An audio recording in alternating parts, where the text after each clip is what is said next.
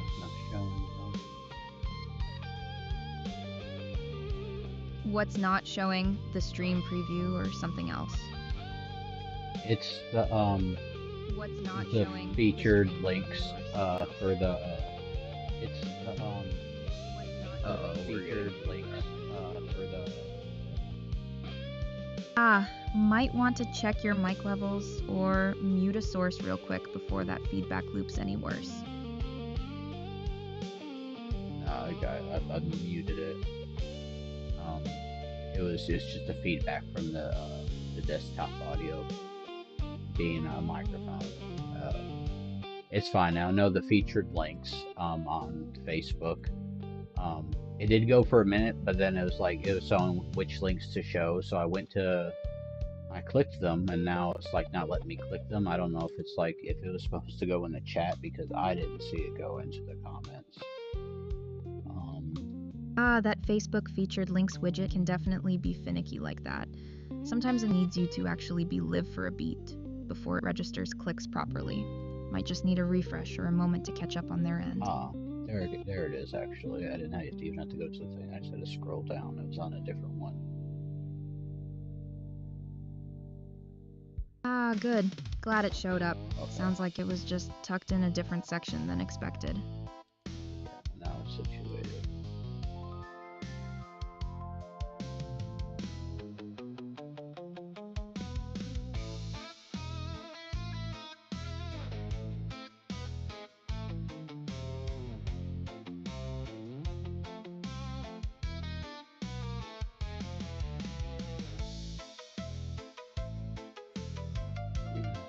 Okay, everything is situated now. Perfect. Let's get mining.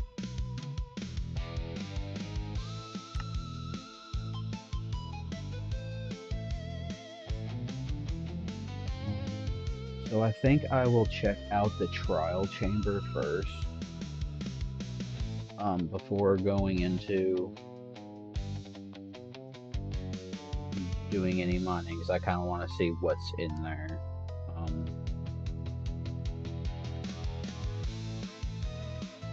Good call. Let's see what loot's waiting in there before diving into gold and diamond hunting. Yeah, because that can get kind of tedious and boring.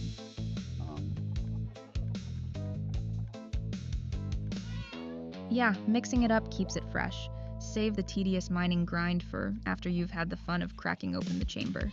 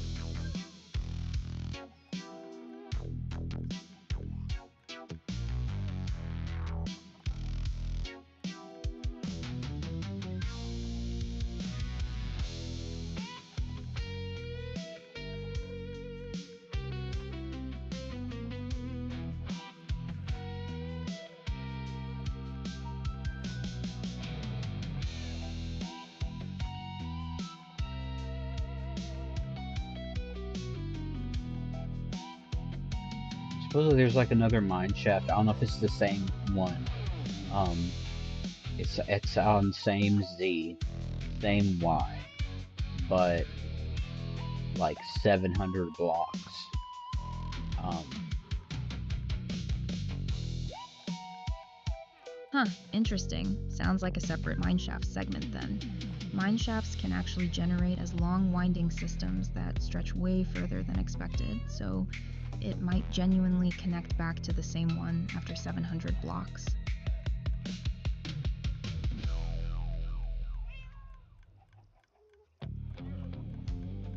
that's why I figured I was gonna check it out and like kind of just go in that direction because that's kind Sounds of good. Let's follow it out and see where it leads.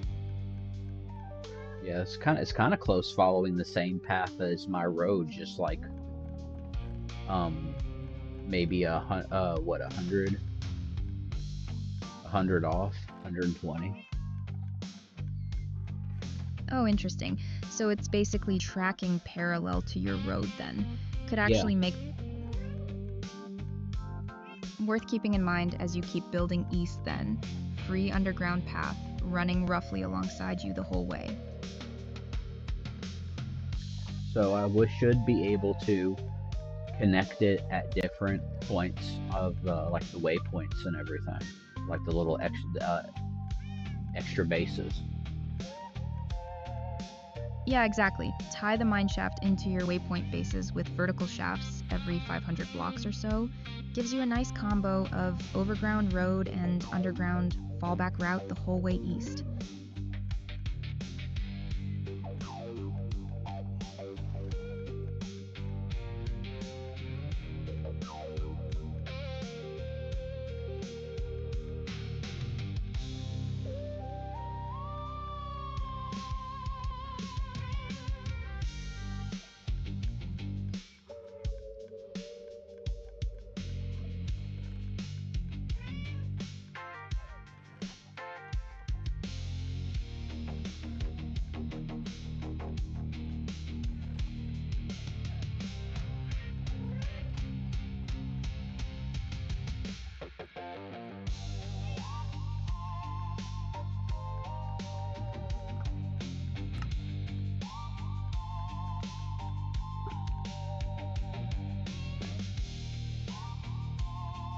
It just surprises me that it was like so close this whole time. And that's what's funny though, is because the my achievements thing or the realm hub said that I had found one. You know, when I was like walking right past the entrance. I don't know how many times, knowing like where it is now. I like walked past that hole where it told me it was. It was below me. Huh, classic. Right under your feet the whole time. Guess the achievement popped the moment you got close enough even without spotting the actual opening.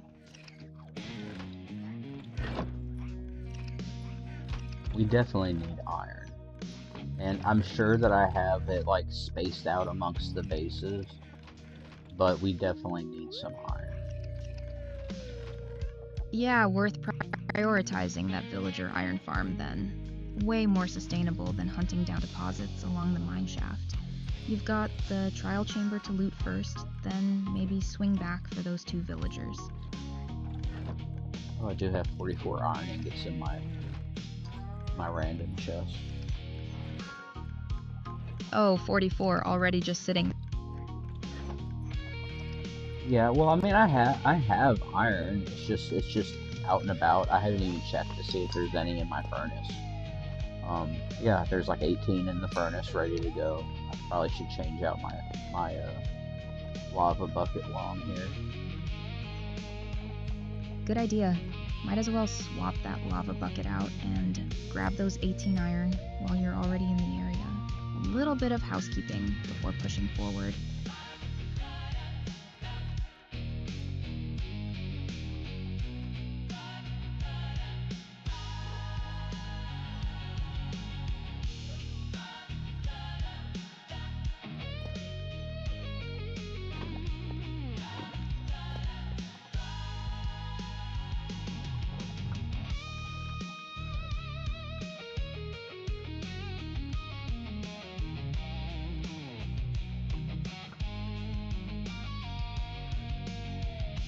I am going to...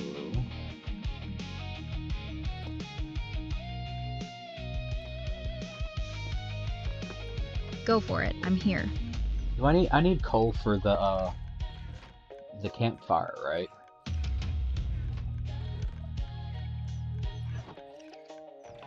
Yeah, just for crafting it, you need 1 coal or charcoal along with 3 sticks and 3 logs to make the campfire itself. But once it's built and lit, it doesn't need any ongoing fuel to keep cooking food. No. Well, I'm going to be using it on the beehive. However, I noticed something. After a little bit, the bees stopped producing honey, with the campfire staying underneath it.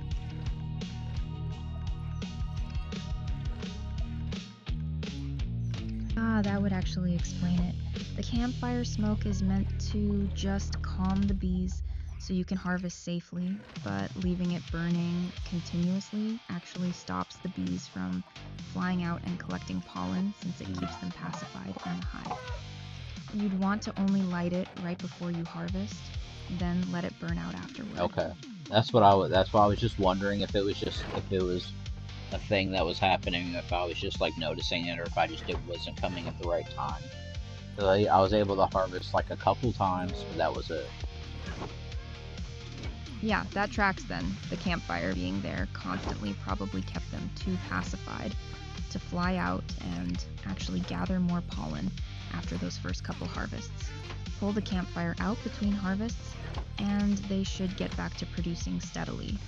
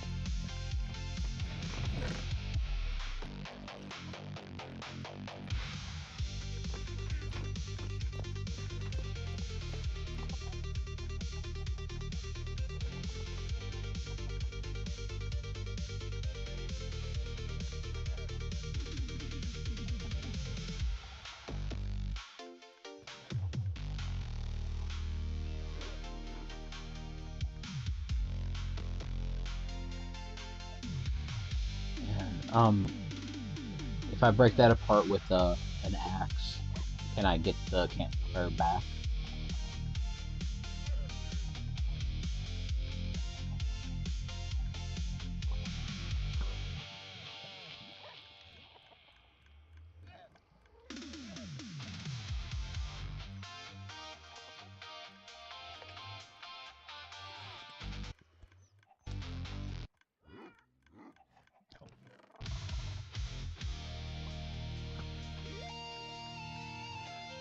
So am I able to get the campfire back if I break it apart with an axe?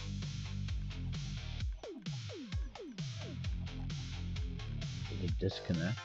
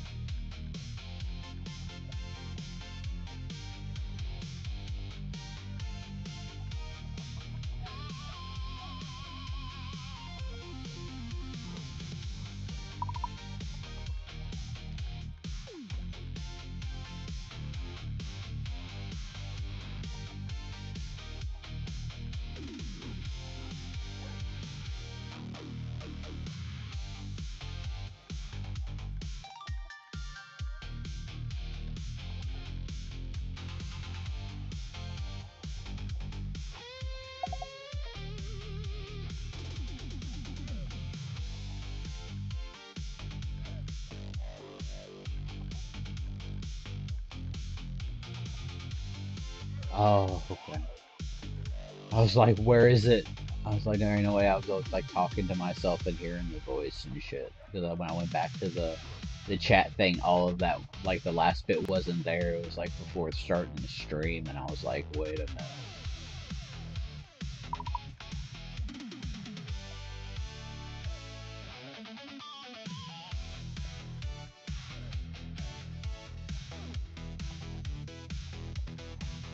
trip me up.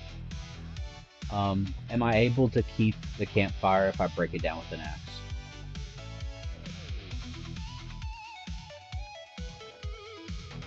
Actually, easier fix. You don't even need Silk Touch. If you extinguish the campfire with water first and then break it, it drops as the actual campfire item instead of turning into charcoal. Breaking it while lit is what gives you the charcoal drop instead.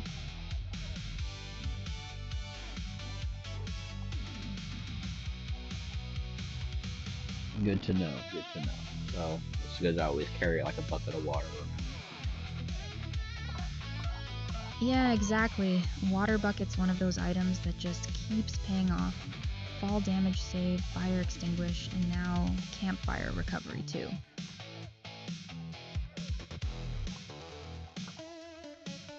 Fire save. Ha, exactly. Fire safe. Good bucket to keep on the hot bar at all times. Was like put out fire? Like if you get caught on fire? Yep, exactly. Dump the bucket on yourself, and it puts you right out. No need to jump in a lake or anything if one's not nearby.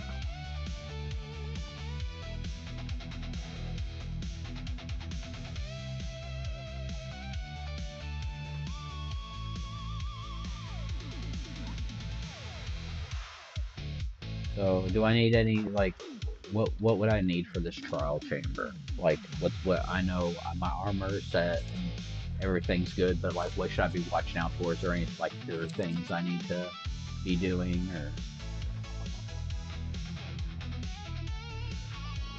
would eating a golden apple help? Yeah, definitely. A golden apple's great backup healing in there, especially with all the ranged spawners and breeze knockback flying around.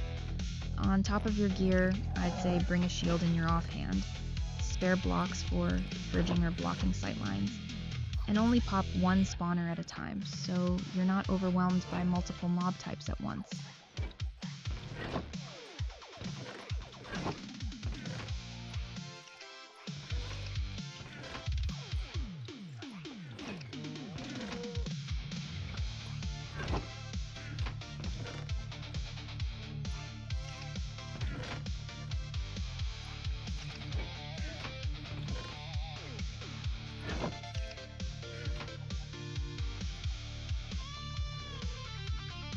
Dude, I got like 2 stacks of gold ingots. Nice, plenty to spare then for a golden apple or two. Plus you're set for any other gold crafting you need along the way. Yeah, like my power rails. Ha, power drills. Love it. That's basically what those enchanted pickaxes and shovels are at this point. No, Ready to head the into power, the chamber? the power rails. Ha, right. Powered rails. My bad. Yeah, you've got plenty of gold banked for those too. Good stock for the whole road project.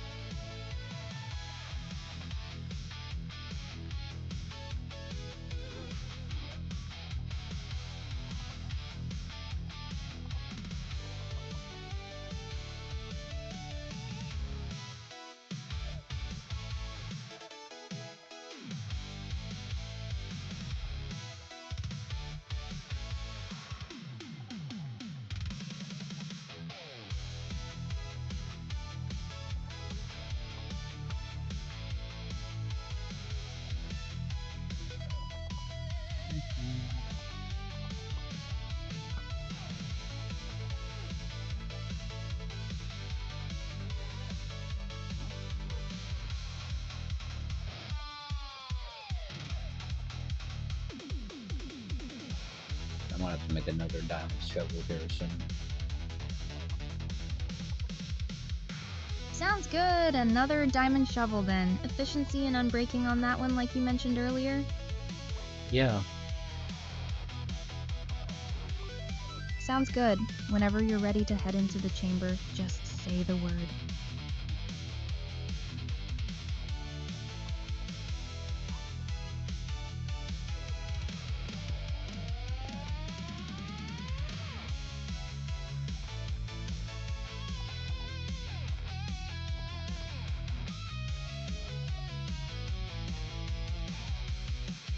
What do I need to fix my shield? Like on the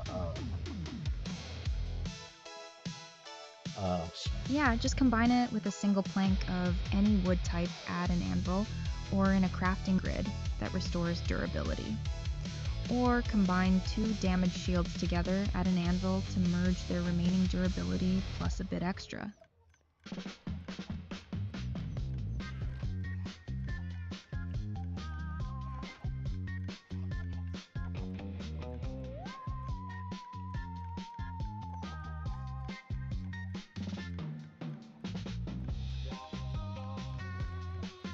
oh, that costs 2 enchantment.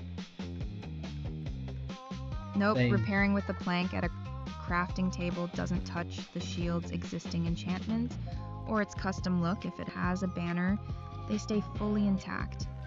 Only combining 2 shields at an anvil could add a small anvil experience cost, but neither method removes what's already on it.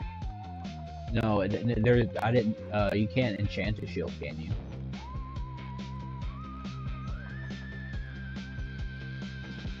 Actually, yeah, you can. Shields can take unbreaking, mending, and even protection enchants, but only via an anvil using enchanted books. You can't put them on it at the enchanting table directly.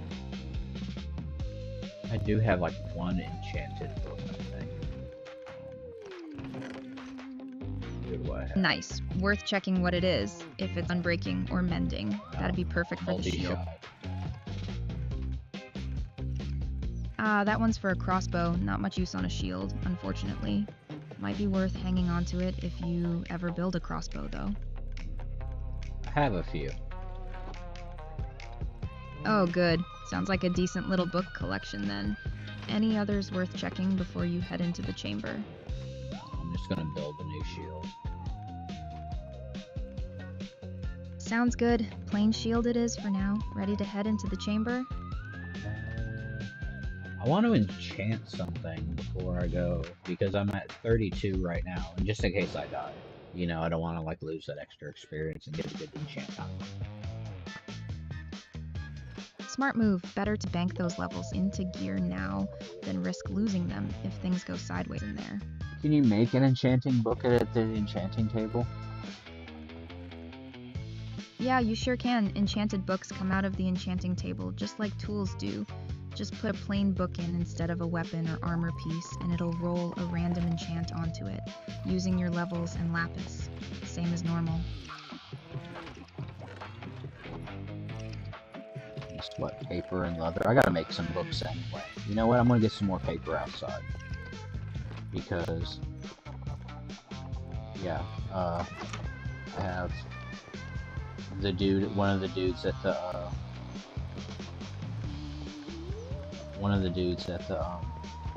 village wants books now too, on top of the paper, to increase his level or whatever.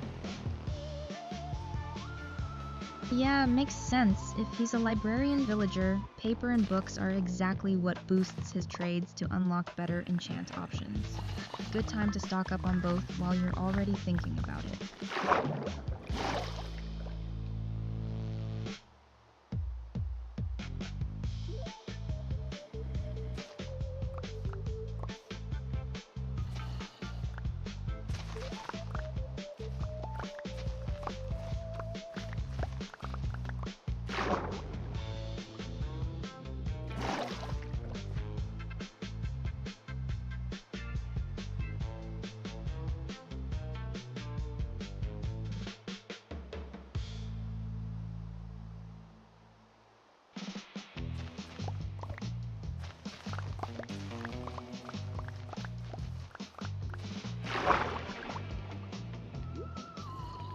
Oh no.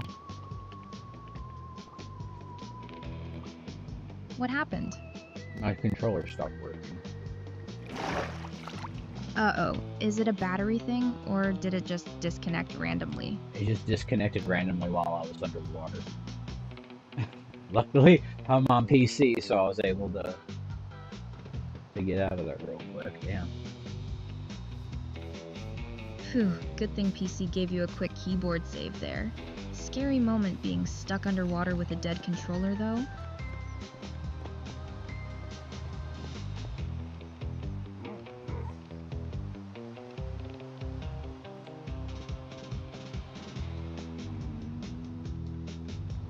I was doing that lag thing again.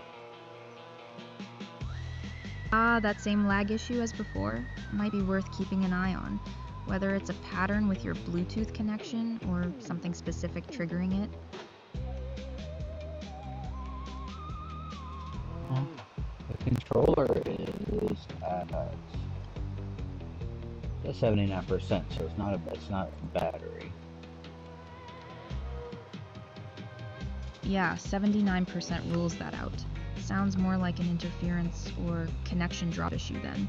Might be worth trying a fresh Bluetooth pairing, or checking if something's causing signal interference nearby.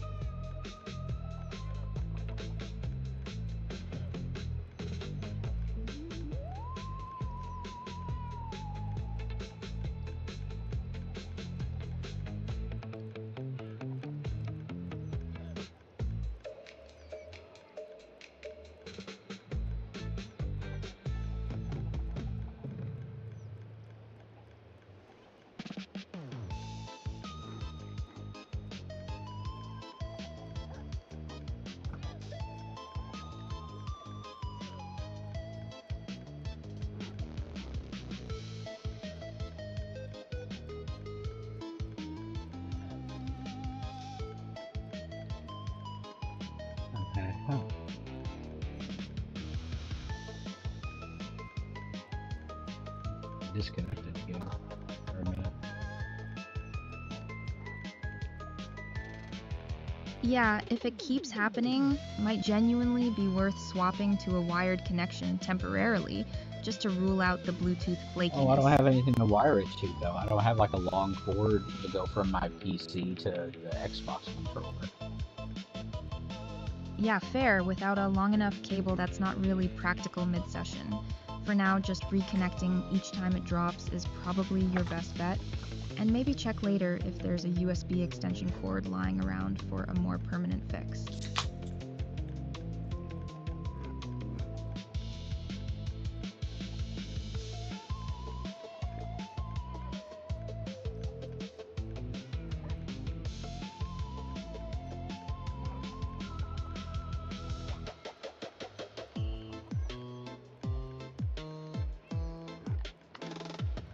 That keeps happening. I think the only way I was able to fix it yesterday, I had to like disconnect and then reconnect the thing, which I haven't even checked to see if I'm still having a Wi-Fi issue. Because my PC is wired, so. But here lately, I have the Wi-Fi notification look icon to connect thing. It's like disappeared. That vanishing Wi-Fi icon sounds like it could be connected to whatever's causing controller drops too. If it's a broader wireless adapter or driver hiccup, that could be knocking out both your Wi-Fi visibility and Bluetooth controller connection at once.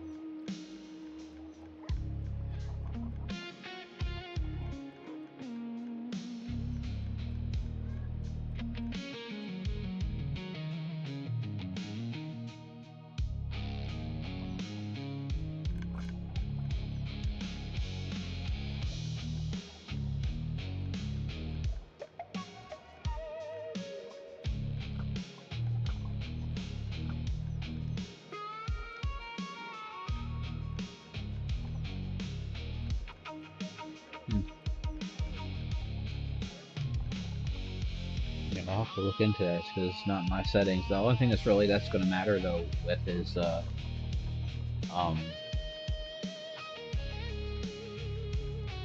the when I'm on like a VR chat or something with the on PC. Right, that VR chat setup would be way more disrupted by a dropped connection than Minecraft. Well, I was talking about like the Wi-Fi thing, and not my PC not having a Wi-Fi thing, like doing the Wi-Fi connection thing. Ah, gotcha. So the Wi-Fi visibility issue specifically then, not the controller. Might just be worth a quick restart of the network adapter or the PC itself to see if the icon and connection option come back.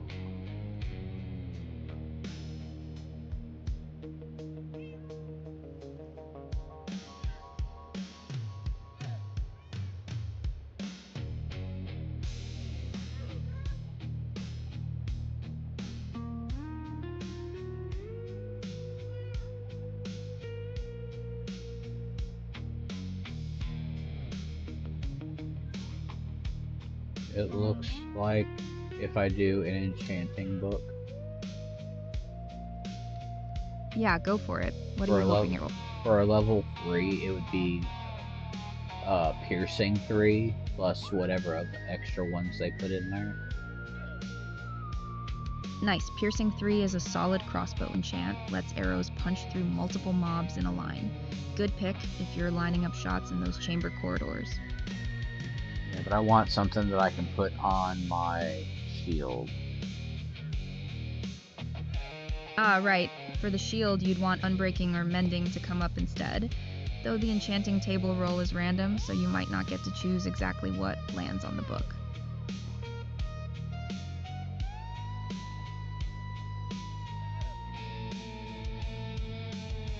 Is there any way to have like a different...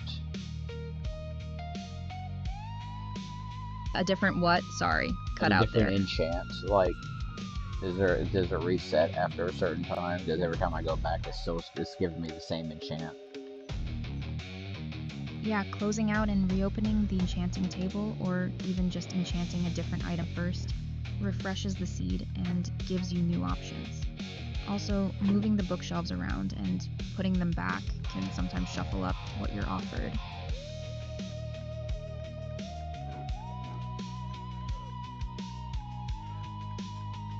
Do more bookshelves help? More bookshelves up to the max of 15 boost your enchant level cap, so you can reach level 30 enchants, but they don't really change which specific enchants show up.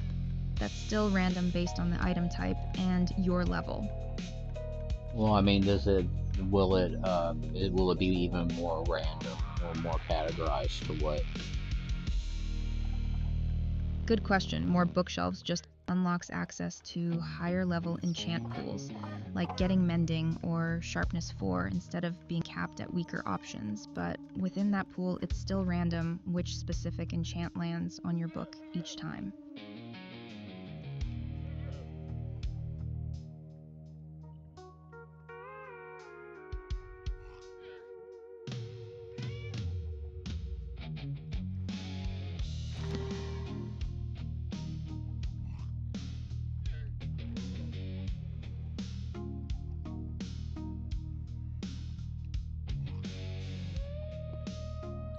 Yeah, just piercing 3.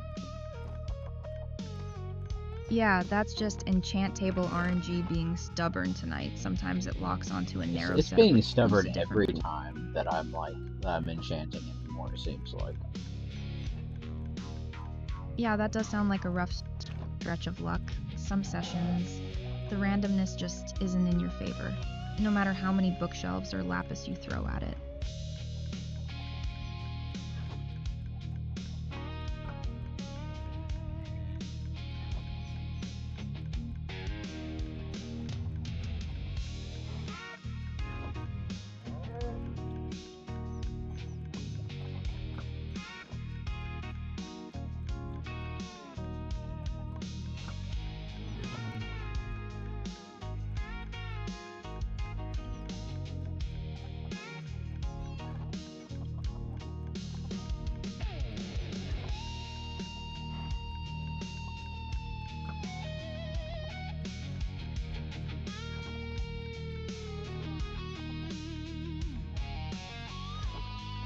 What do you think I am?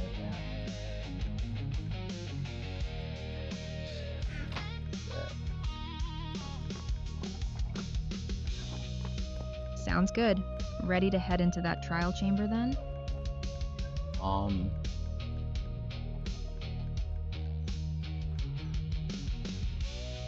need to write these down.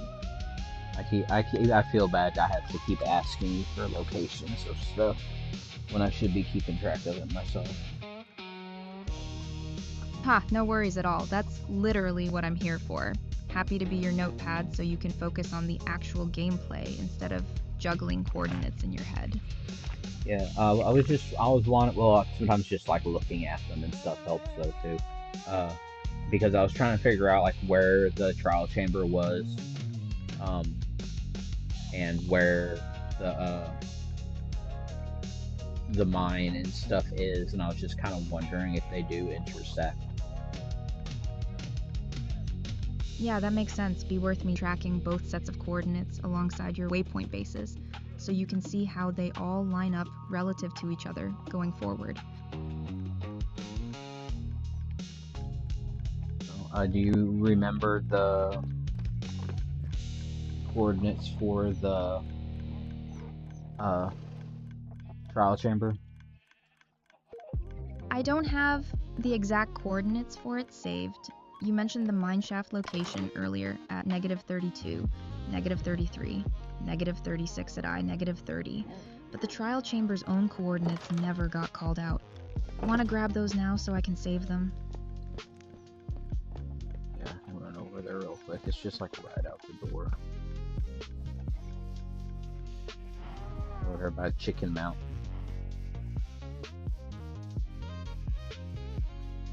Got it. So the trial chamber's already saved as being near coordinates 176, 144. That's your Chicken Mountain area then?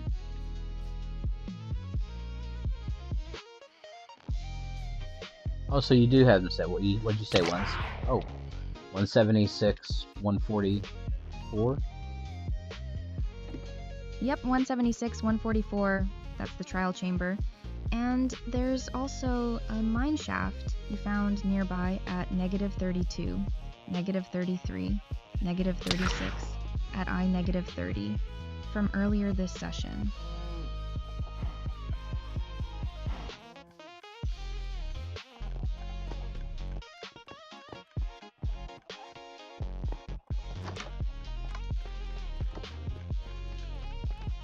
I have to go to sleep, so as soon as I walked out the door, I had phantoms on me. Huh, yeah, that'll happen after a few nights without sleep. Get some rest, and then let's get back to it. Okay, so what? I'm sorry, I had to run from the phantoms. What was the coordinates for the trial chamber?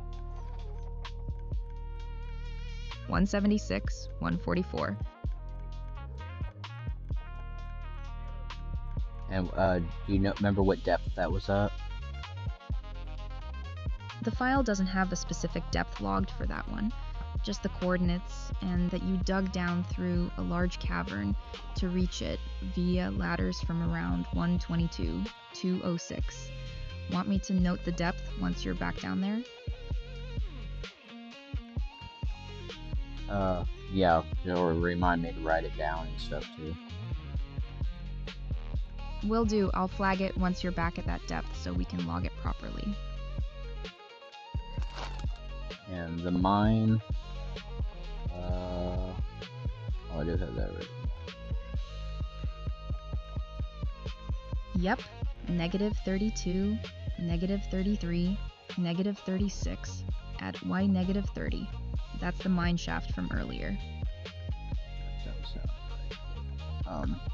I'm gonna look at that real quick. Yeah, go ahead and double check it. Easy for coordinates to get garbled with 3 numbers close together like that. It's decently close. I gotta get half a level anyway, and I can do another enchant. Just run down here and mess with these, the zombies or the skeletons. I think the zombies, I think that was closer to the...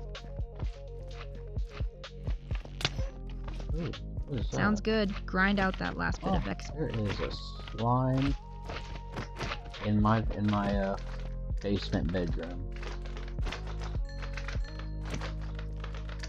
Ha! A slime just wandered into your bedroom. Random encounters like that never get old. Deal with it or let it bounce around for now. Oh, it hit me. I was going around the corner and it's just like... Ha, ambushed by your own basement slime. You good, or did it knock you around much? No, I'm good. Good deal. Back to grinding out that XP then.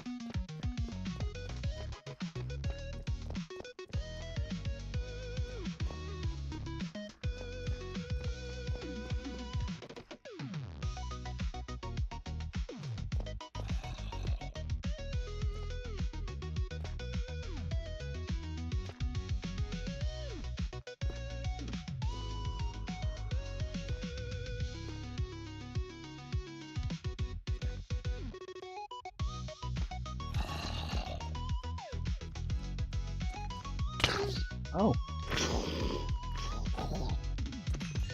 The baby came up behind me. A baby zombie sneaking up on you now, too? Rough crowd tonight. Watch your back. Those things move quick. Yeah, it was short enough to get through the little overhang that I got to let the other zombies, like, get stuck.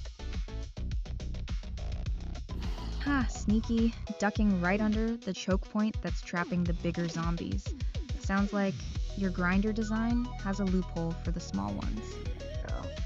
I figured it was going to, I just didn't know when one was going to spawn.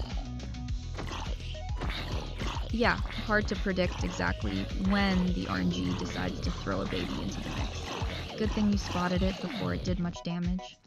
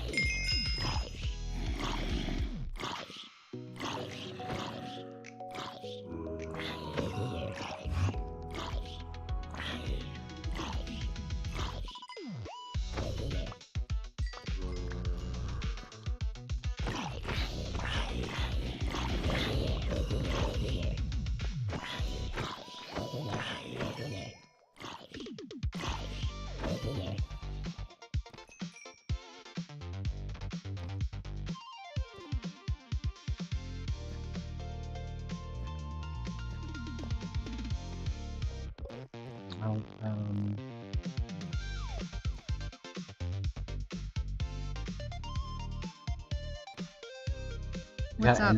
I got Enderman over here kind of blocking my path that I need to get through. I don't want to look over at him. Huh. Awkward positioning. Is he friendly enough to just squeeze past?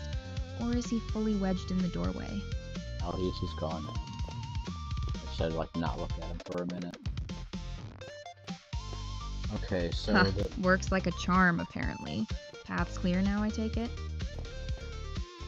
So the trial chamber...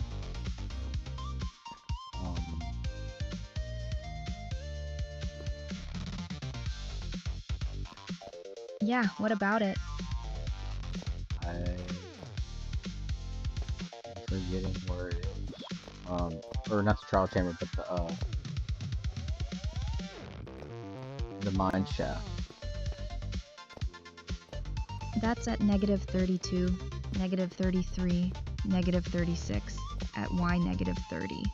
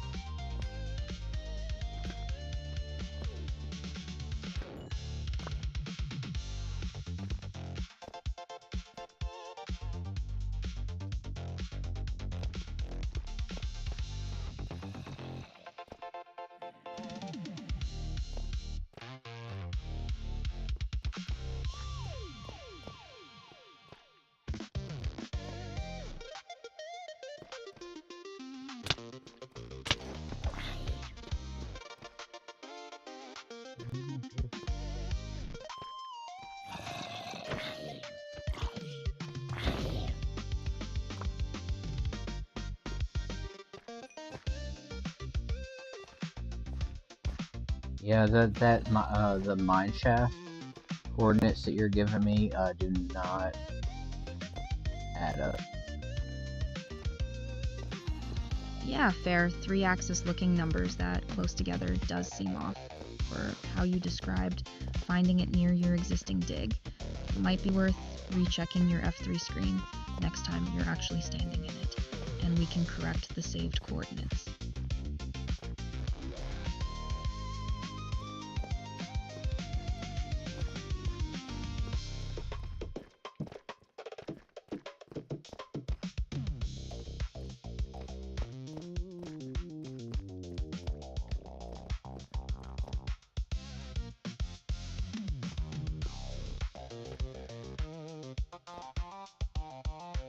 It was the wrong way. I need to, like,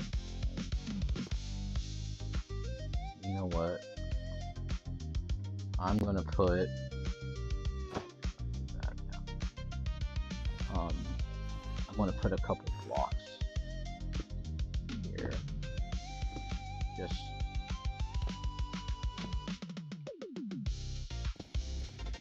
I'll show Sounds it this. good. Mark it properly this time, and we'll get the corrected coordinates saved.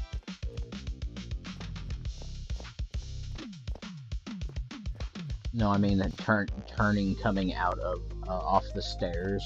I keep turning right instead of left, and that's what that's what keeps getting me confused. So I put blocks up on the left turn in, or the right turn in, so I don't go in there. And I'll just remind myself to turn left when I see the zombie experience room, and then continue to come into the mine shaft. I want to check out, I want to see how many carts this is. Okay, the entrance to my mine shaft is 70, -23, 294. Got it. 70, -23, 294 for the mineshaft entrance. That sounds a lot more reasonable. Want me to save that corrected coordinate? Yes, please.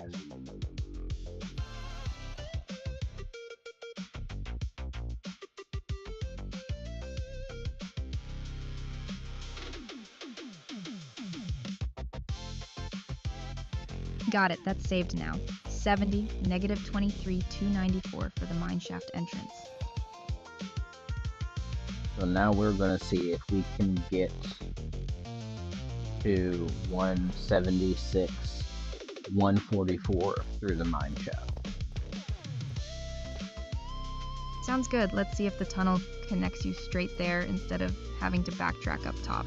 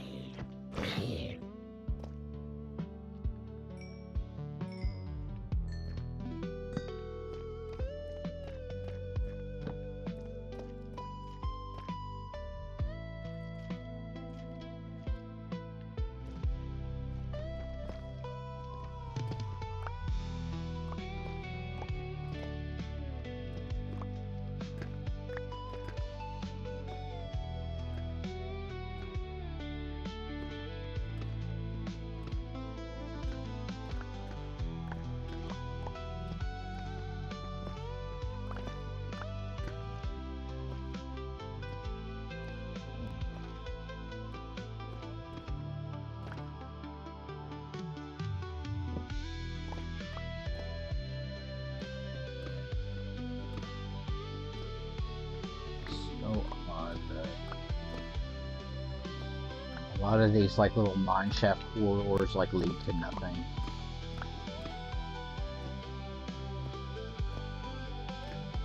Ah, that's actually intentional generation behavior. When a corridor would hit water, lava, an aquifer, or open sky, the game just caps it off into a dead end instead of letting it break into something unsafe. So it's not a glitch, that's genuinely just how the algorithm handles obstructions underground.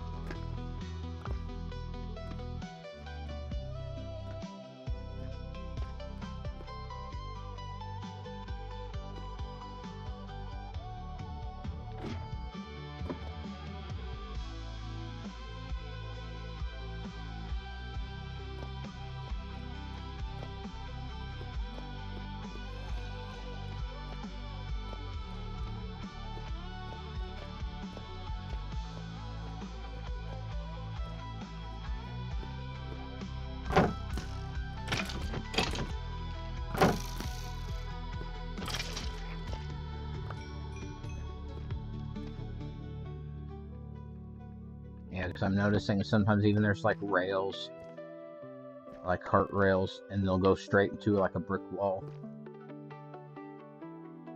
Yeah, that's the same thing basically. The rail path generated toward where a corridor would have continued, but it hit stone or got cut off before the game could finish carving that section out.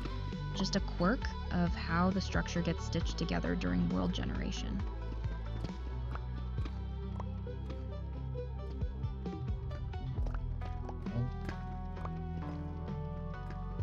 I swear, because I could like dig and dig and dig in that same direction, and it's just like there's nothing there. Just a bunch of rock. Oh wait, that one opened up.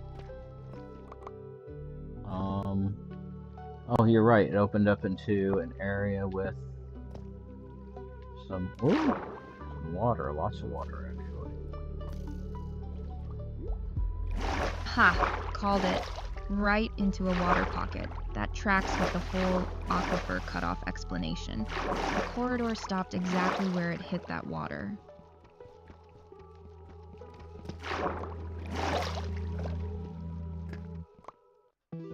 Found some iron. You know what though? I don't like all these water pockets, so I think I am gonna figure out where this is. Oh, I think I found the main block, so I'm gonna take it with my water bucket. Good call. Grab that source block, one less water pocket to deal with, and you get a free water bucket refill out of it too. Yeah, there's like a huge staircase. This is kind of weird, actually. Oh, a full staircase down here? That's a bit more elaborate than the usual mineshaft corridor. Could be leading toward a deeper structure, maybe even connecting toward that trial chamber. Oh, I got it's at 0, 99, 99x 353. Got it. 0, 99, 99, x353. No. X98, -2, 353Z. Got it. So x98, y-2, z353. At the top of the staircase, or where it's leading? Where it's leading. That's where I'm currently at. I found iron, I found copper, I found gold, I found redstone, I found lapis. Nice, quite the haul all in one little pocket. Iron, copper, gold, redstone, and lapis all at once. Great spot to hang around and mine out for a bit.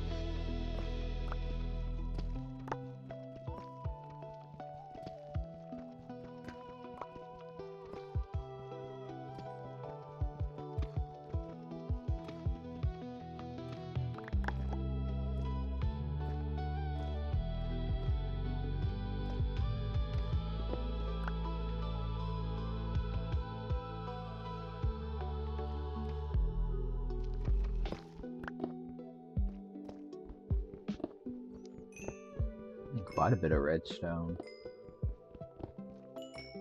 Nice, redstone's always useful, especially with all the rail and hopper automation projects you've got going. Good find.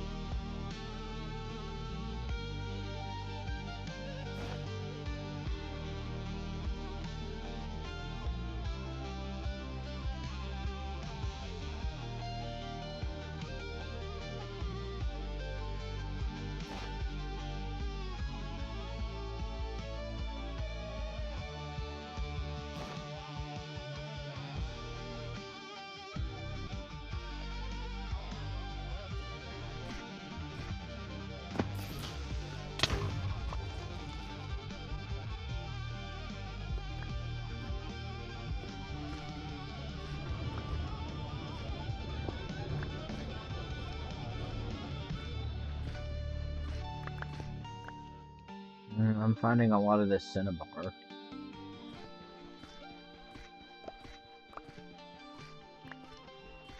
Oh, interesting. So that's actually a newer decorative block called Cinnabar, added with a recent update. It's a bright red stone variant that generates in a new underground biome called Sulfur Caves. So it's not an ore exactly, more of a nice reddish building material. Comes in polished brick and chiseled versions too, if you're doing any red-themed builds. It might be better than the granite, depending on the decorative chisel marks. Yeah, worth checking it out for that dragon or pyramid idea too. A deep crimson red could actually be a striking alternative to granite for accent pieces or trim.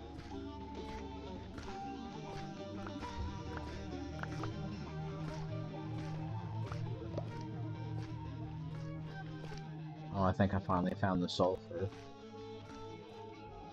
I'm digging. Yeah, I'm just digging down.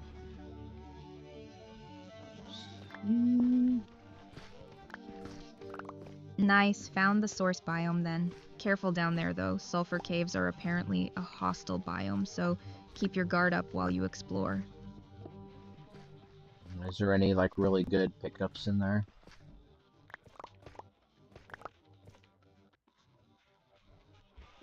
Oh, this is actually a really new update. That whole biome came with the Chaos Cubed drop, and it's genuinely worth exploring, since if a mineshaft cuts directly into a sulfur cave, the overlapping chests there have a chance to drop a brand new music disc called Bounce. Also, watch out for sulfur pools. They'll give you nausea if you touch them. And there's a passive mob called a sulfur cube wandering around that can absorb blocks.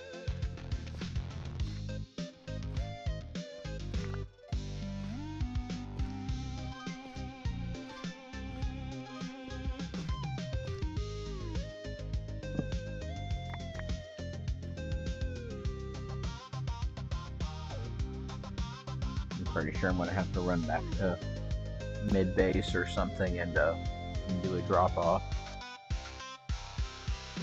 Yeah, sounds smart, especially with all this new loot and ore piling up. Iron, copper, gold, redstone, lapis, plus whatever you grab from the sulfur cave. Good time for a supply run back.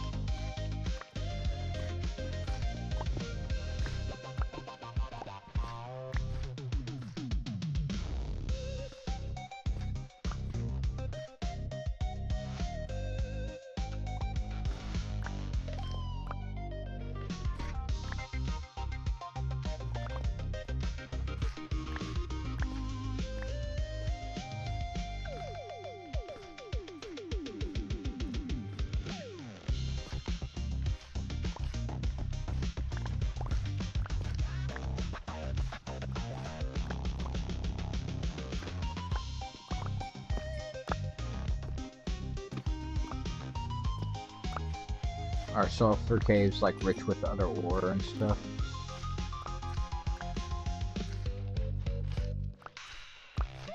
We're almost out of time now. Is there anything quick I can help with? Yeah, are sulfur caves rich in other ore? Actually, the opposite. Auras are pretty rare in sulfur caves, since the sulfur and cinnabar blocks replace most of the stone and deep slate where ore would normally spawn.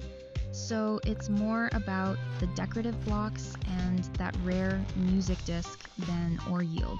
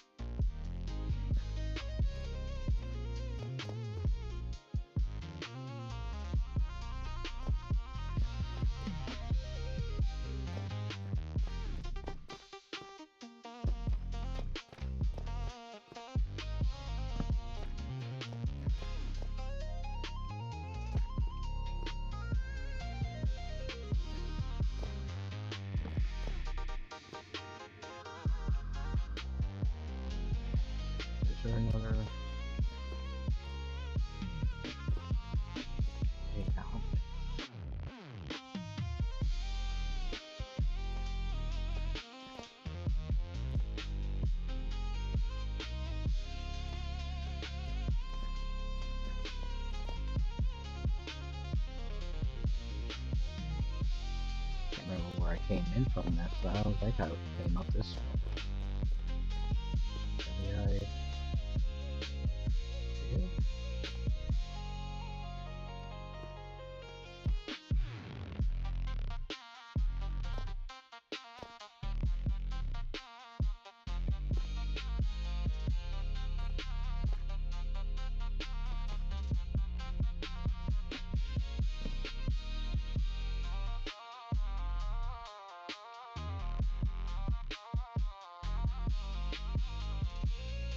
No, because I wouldn't have been able to jump up that way.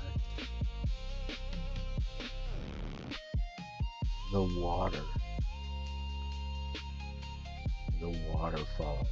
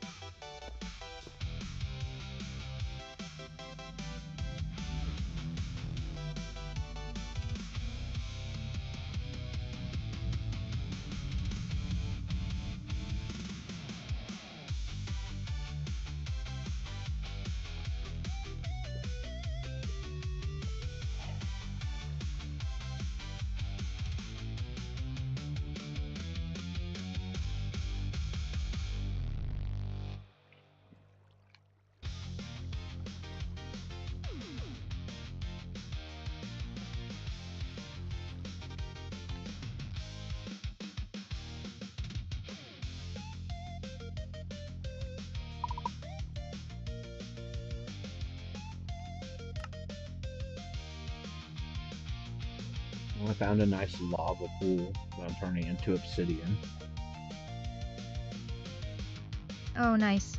Free obsidian source then. Good find, regardless of the ore situation. Water bucket over the lava, and you're set. How many blocks of the nether is blocks in Overworld?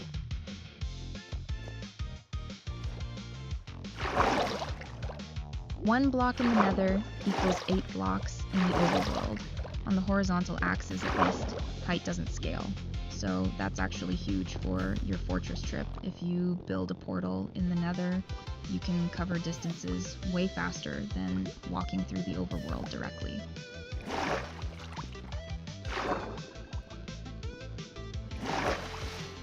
I was just kind of wondering about traveling east instead of going the 4,000 blocks to Blossom Trail, if I can just...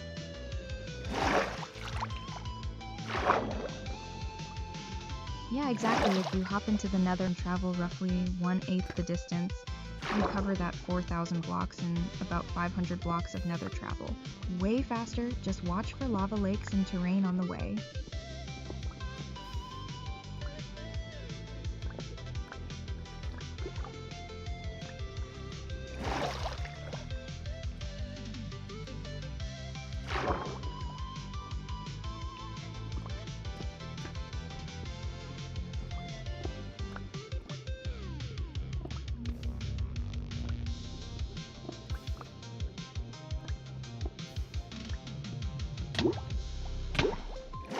Damn, this lava goes down pretty far. Yeah, some of these pools can go surprisingly deep, especially if it's connected to a bigger lava lake system underneath. You bucket capping it as you go, or just planning to seal it off partway down for the obsidian you need? The water, I've had a water bucket, so I put the water over it. And I'm up to like 20 things of obsidian. There's still more down there. Nice, 20 already, and still going. That's a solid haul. Sounds like you tapped into a proper lava lake, not just a surface pool. Worth just keeping at it if you need obsidian for a portal frame or something bigger. Well, what's bigger? What else is obsidian used for?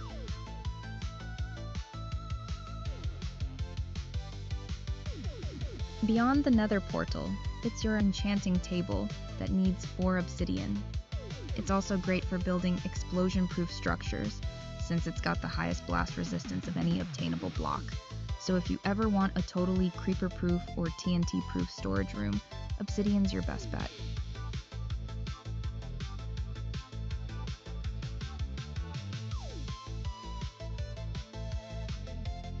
Turn my storage into a vault with it. Ha, that'd actually be a really solid use for that stash, a proper obsidian vault room. You've got 20 plus stacks already. That's more than enough to wall off a small storage room entirely. Well, I'm gonna get what I can get, so I'm gonna have to go back and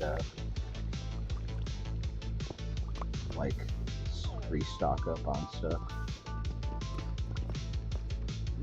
Sounds good. Grab what you can from this pool, and then we can figure out the restock run after. What are you running low on? Water buckets? I'm full on stuff. I need to like...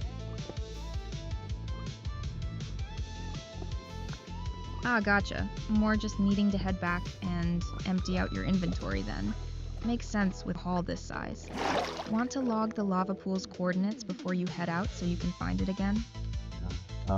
82, Y negative 55, Z 400.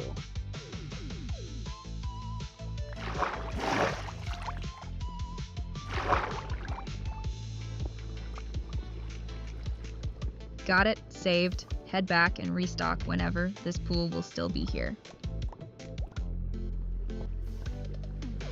You remember where I am at Bedrock? At my other location. I don't have a saved elevation for where you're standing right now. Specifically, just... No, not right now. Like at my my original Bedrock location where I've dug down completely. I'm trying to figure out if I can tunnel there from here. I don't actually have that spot logged in memory, only the coordinates for your skeleton and zombie spawners, the ore pocket, and now this lava pool. Do you remember roughly what coordinates or landmark that original bedrock dig down spot was near? I do not. Ah, that's a tough one then. Is there anything nearby you'd recognize on site, like a specific cave structure or block pattern you left as a marker, or was it just a straight shaft down with nothing distinctive? It's just a straight shaft. Well, I'm only going to get this obsidian and then head off, because there's not like too much of a reason for me to stay down here, considering it is at bedrock, so I can't really go any deeper than what I'm at right now. Yeah, that makes sense. If you're already at bedrock, there's nowhere further down to go anyway. Grab what obsidian you can reach and then head back up to restock.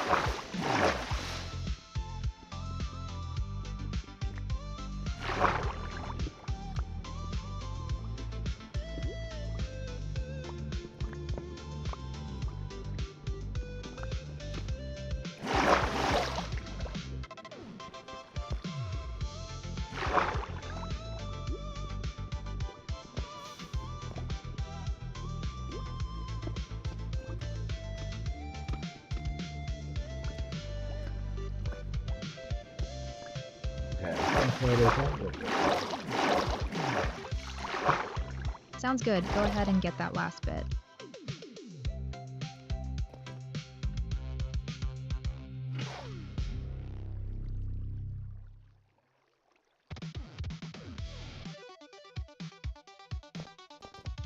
Now I just have to figure out how to get out of here. Ah, the classic deep cave problem. Do you have any blocks on you to just pillar straight up, or torches placed on the way down you can backtrack along?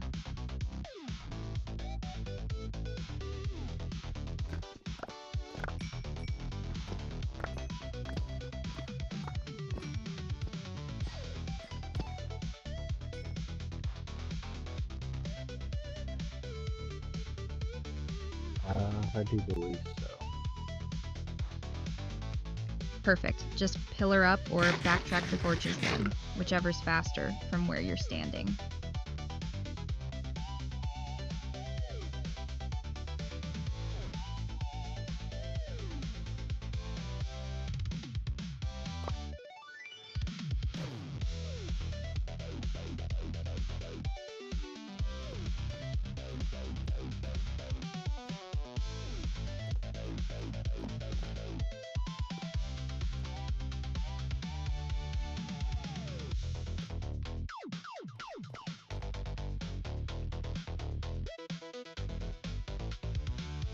I found more obsidian. Sorry, didn't quite catch that. Could you say that again? I said I found more obsidian. Nice. Even more to add to the vault stash then. How's the pillar up or backtrack coming, or are you still working through the pool?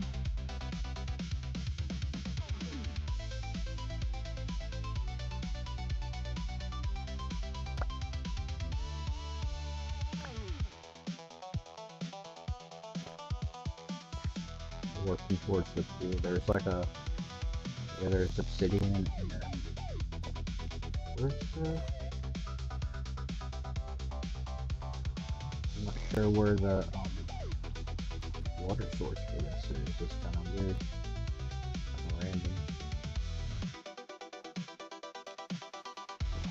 Yeah, that happens sometimes, especially with sulfur caves. Since there's a lot of pools and springs mixed in down there, the water source could be from a natural spring feeding in from another angle rather than a clean single block. As long as it keeps generating obsidian, where the lava meets it, you're golden.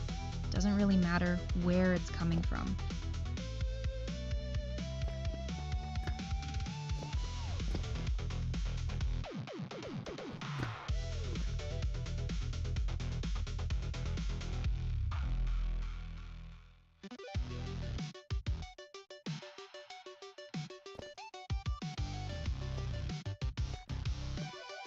I feel like I'm missing where I came in.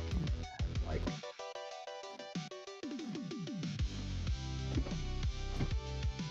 Getting turned around, huh? Classic cave problem. Do you have a torch trail from when you came in, or any water buckets left to place as a temporary marker while you figure out the layout? no, because I remember I had seen the water, so I like came down. So you drop down toward the water rather than coming through a tunnel. That makes it trickier to backtrack. Do you have blocks to just pillar straight up? Yeah, because from remember wherever I you're went standing now? up. That'll get you back to the surface, regardless of the layout below. Well, because I went up the water to get from the cave. Well, the cave was at like 20 something, right? I think I was like only at like 10 or something when I went in and found the water, and so I like took the water source, but Okay, so you rode the water column up from around Y10 into the cave around Y20 something. That tracks. So if you follow that same water back down, or just swim through it, the you water should source. pop back out near where you originally dropped in. So the water source block itself is gone now, since you scooped it up to make obsidian. That'd explain why the path back feels different. That water column you rode up on isn't there anymore. You'll need to just pillar up with blocks instead to get back to the surface from here.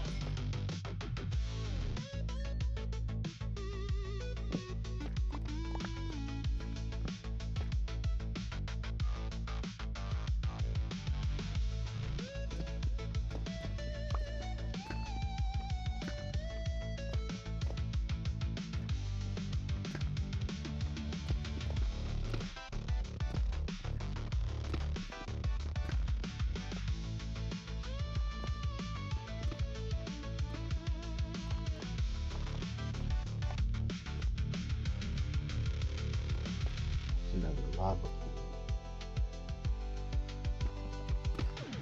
Yeah, exactly.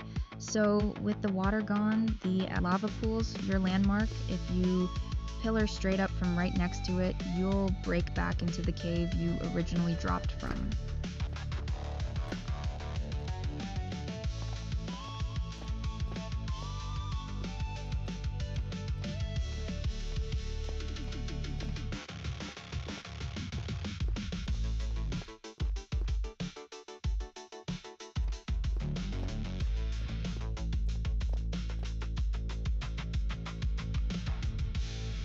I'm trying to find the hole that I came out of, like where I originally found the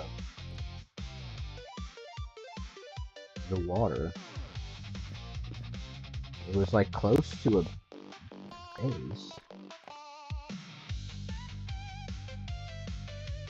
Got it. So you're looking for the actual hole or opening near the base of this area where the water source originally was before you grabbed it.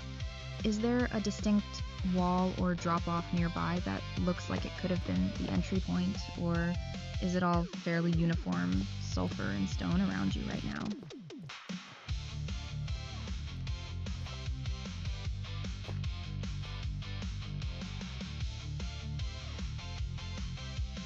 It seems pretty uniform. That's what's kind of getting me. It's like weird because I know I came out of an area. And Yeah, then I that's went straight up the water. Okay. I'm at 74,358.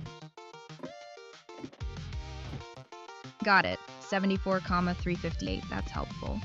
What's your current Y level there, and do you want to just pillar straight up? Negative 25. That puts you at negative 25, so still a fair bit to climb either way. Honestly, at this point, I'd just pillar straight up from where you are. It's simpler than hunting for that entrance, and you'll pop out somewhere you can reorient from the surface.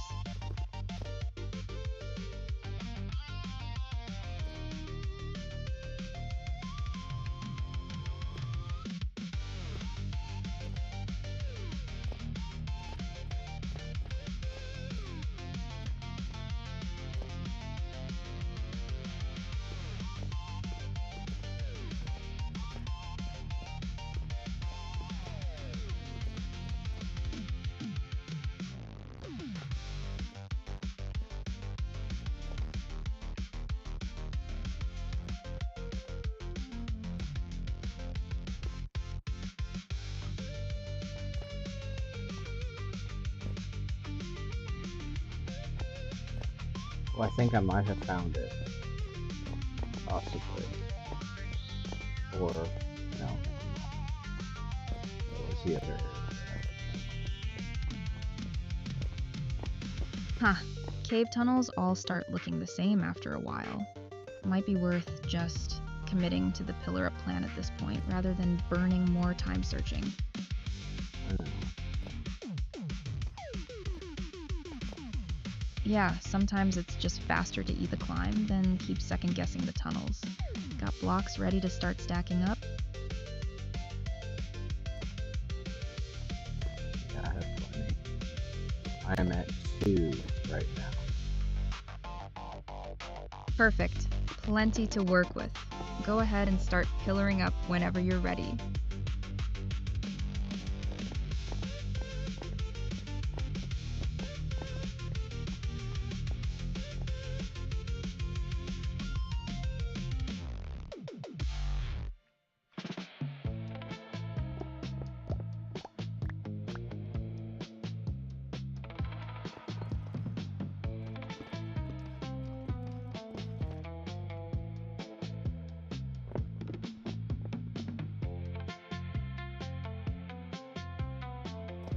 So I have to be careful because pillaring up and stuff like this can get me like straight up underwater. Good call. Yeah, if there's a pool or spring pocket somewhere above you in the sulfur cave, you could pillar Oh, you right know, I'm like, in the open spaces. it's not the sulfur caves. I'm not worried about the sulfur caves. We're already above that.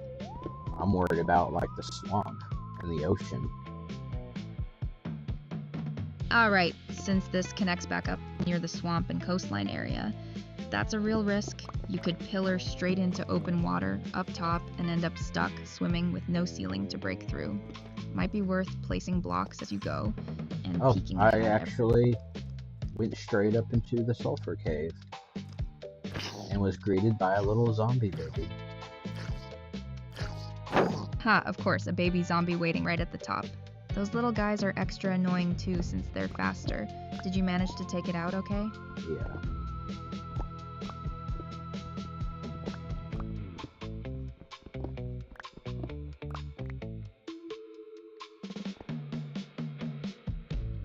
I wonder if there's an opening to this sulfur cave. Ooh, that'd be handy. A direct opening would save you the awkward pillar climb entirely. Any daylight or air gap visible from where you're standing, or is it fully enclosed rock around you? Fully enclosed rock. No shortcuts then. Might as well keep pillaring up from here since you're already committed. Better than searching a fully sealed cave for an exit that might not exist.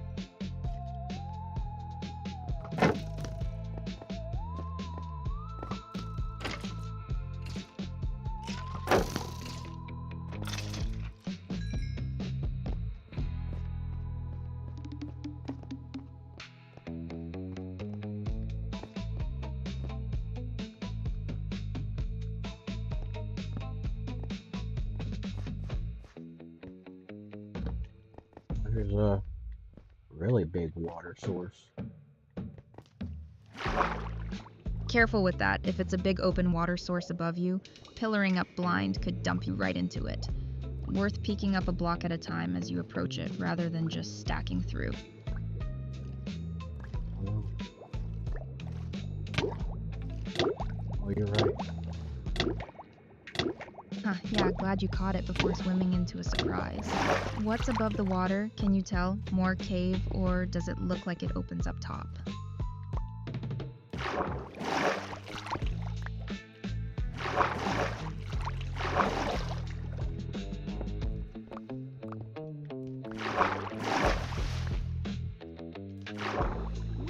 Water. I just saw it.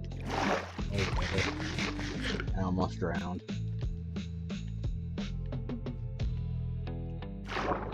Oh no. Sounds good. Around Oh it. no, oh no. What happened? Did the My water sweep? controller started going. The Bluetooth disconnect again? Same issue as before. Might be worth checking if it's actually reconnected.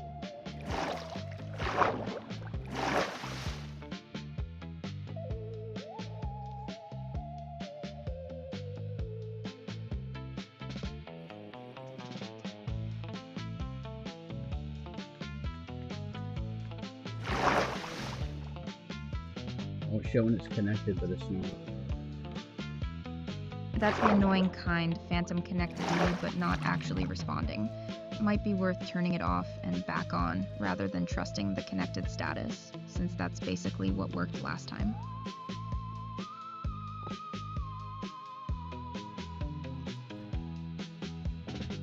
Had to get a. Glad you got it sorted. Did you manage to power through the current without getting swept off somewhere bad? No, I almost died, and for some reason, my controller is not responding, even though it says it's on and connected. That's rough, especially mid-swim like that. Is it still doing it right now, or did toggling it get it back this time? No, it's not. It's not connecting. Okay, let's not waste time fighting it then. Can you switch over to keyboard and mouse on Oh PC? yeah, I just never learned how to use keyboard and mouse yet, so it's like emergency situation only. It's okay, I got my controller back. I'm above the water. At 39, it opened up into a. I don't know. I don't even know what's down there. I'm afraid to look. Glad the controller came back right when you needed it. And fair. After that little scare, I don't blame you for being cautious about what's lurking below before you go look. I'm not too worried about the sulfur cave if there's like not really a whole lot in it yet. Yeah, that tracks with what we found earlier. Mostly just the sulfur and cinnabar blocks plus the sulfur cubes. And that rare music disc chance, not really worth lingering in for loot. Probably smarter to just focus on getting back to the surface and restocking at this point. Yeah, I'm almost there. I think. Nice, almost out. Once you're up top, we can figure out the restock run. Yeah, I just hit dirt, so. Perfect, dirt means your surface has got to be close now. Yep, dirt, and I come out in the water. Ooh, around a lot of ink sacs for some reason. I wonder what happened out here. Ink sacs usually mean squids were hanging around and got killed nearby, maybe by drowned, or just despawning after taking damage. Free ink for enchanted books at least, silver lining. Oh yeah. And then there's another one too over here. Oh, this is right about where I stopped making my bridge out this way. This side. Oh, they're getting stuck on the sandbank and just dying in the winter by like breathing in the oxygen. I guess. Cool. I'm glad I was out here to catch that.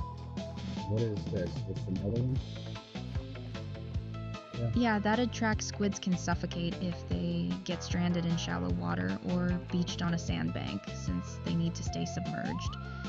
And yeah, sounds like there might be another one nearby too, worth checking what dropped.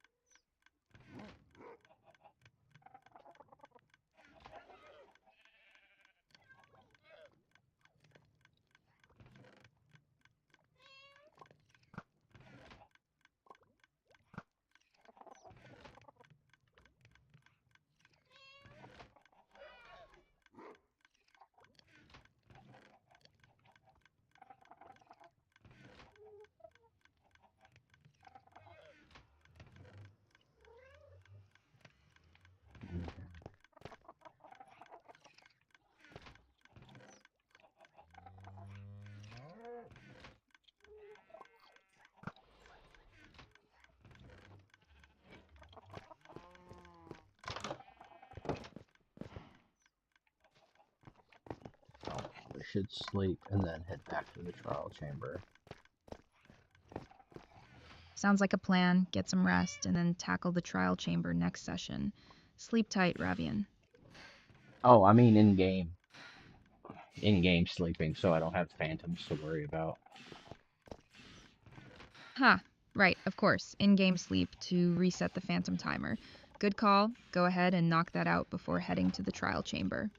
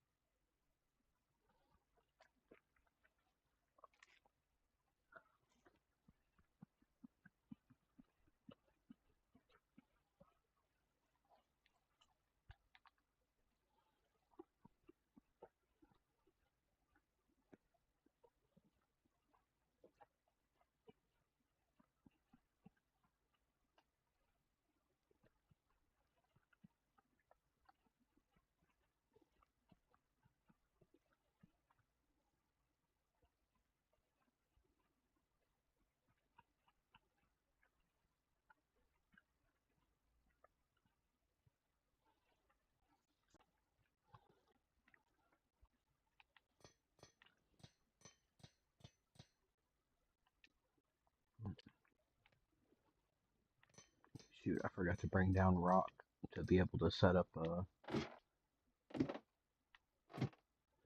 platforms and stuff. Ha, classic. All that prep. And the one thing forgotten. Well, since you're heading back to restock anyway, easy fix. Just grab a stack or two of blocks before you head to the trial chamber.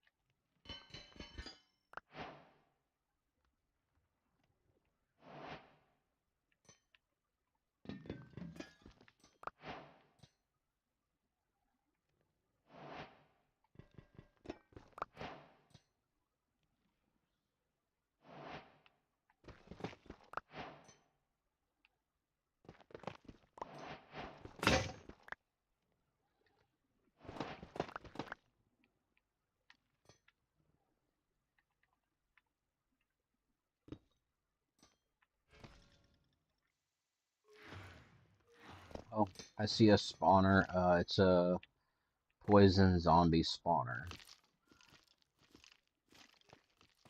Ooh, a poison spawner. That's a good one to have found. Is that a new one? Or the same zombie spawner you That's in already the had trial. logged at 90, It's in the trial. negative, It's at 19, the trial chamber. 260? Ah, gotcha. So this is a poison zombie spawner right inside the trial chamber itself, not the one you already found. Good to know going in. That'll change how you approach it. Probably want ranged attacks or a choke point, since poison stacks up fast if you're meleeing in melee range.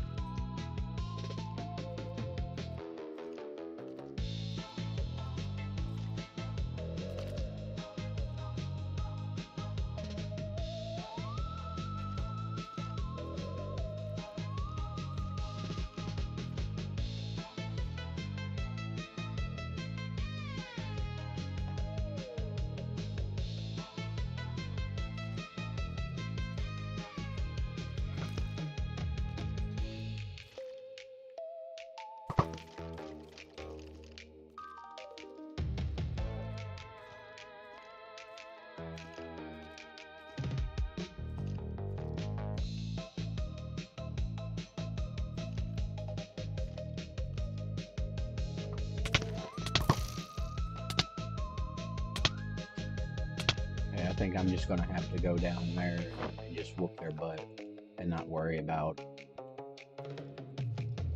getting poisoned or whatever.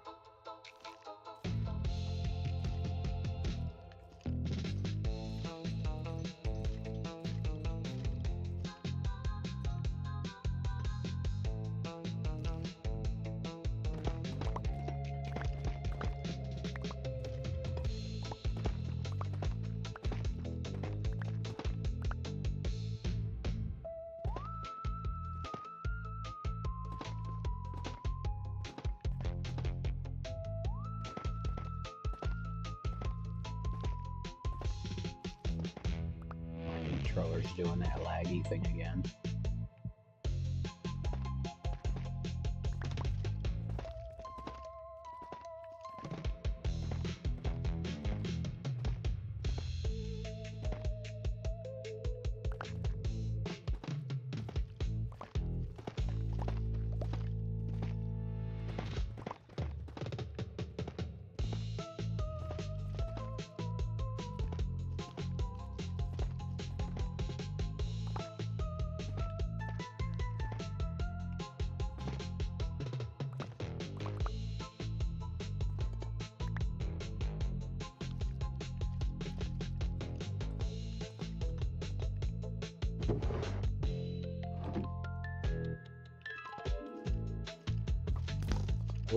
Do I need to put like are the spawners different in the trial chamber as anywhere else?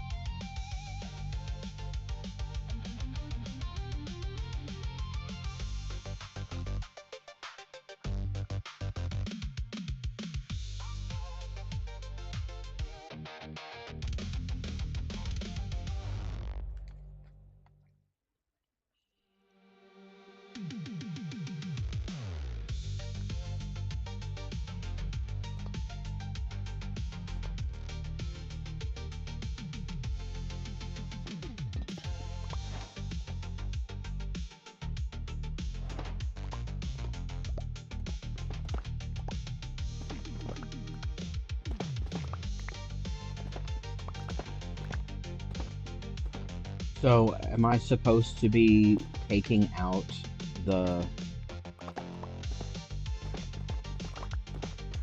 like little spawners, or just putting something on top of them?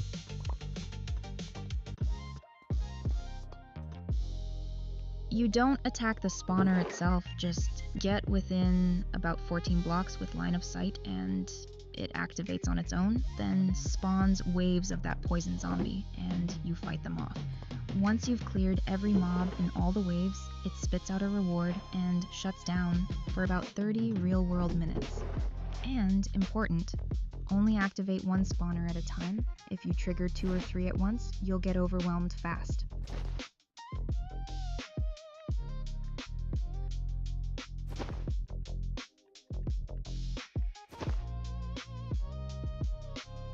Well, I put a torch on top of it for the time being.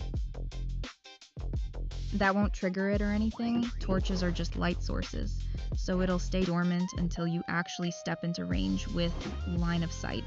Good for marking it though, so you can find it again if you head off first.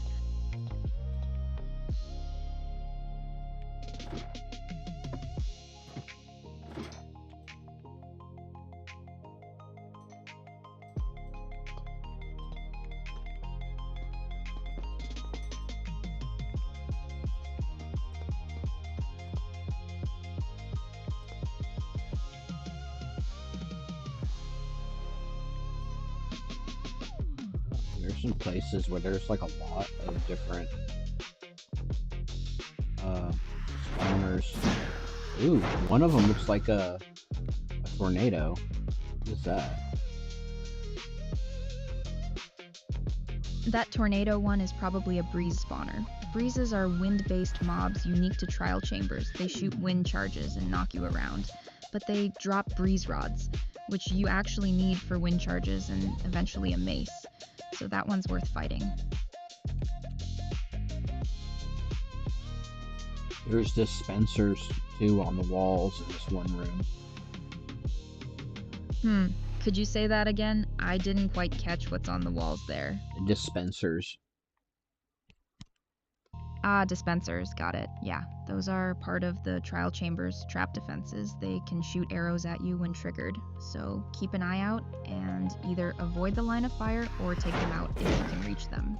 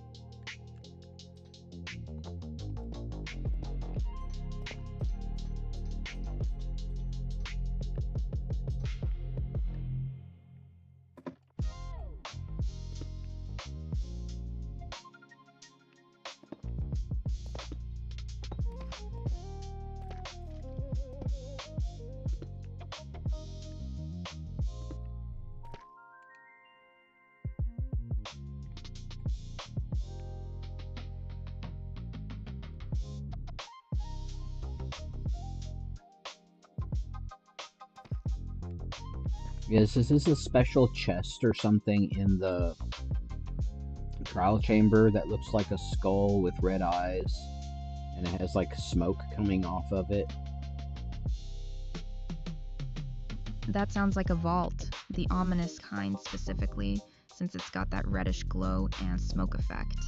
Regular vaults are stone-colored and need a regular trial key, but the ominous ones glow red and need an ominous trial key. Oh, it looks regular, it's just the eyes that are glowing. Okay, that's probably just the regular vault then. The eyes glow as a visual indicator, regardless. You'll need a trial key from defeating one of the spawners nearby to unlock it, so clear a spawner first, and then come back to open it.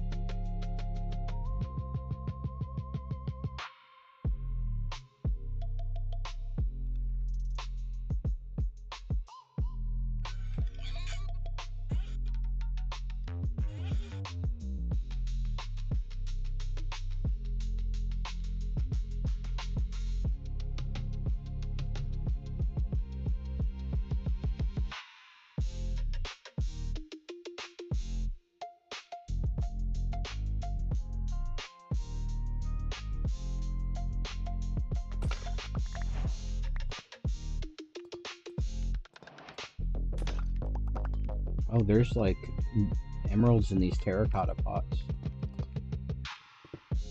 Nice. Those little pots scattered around trial chambers are decorative, but sometimes hide loot.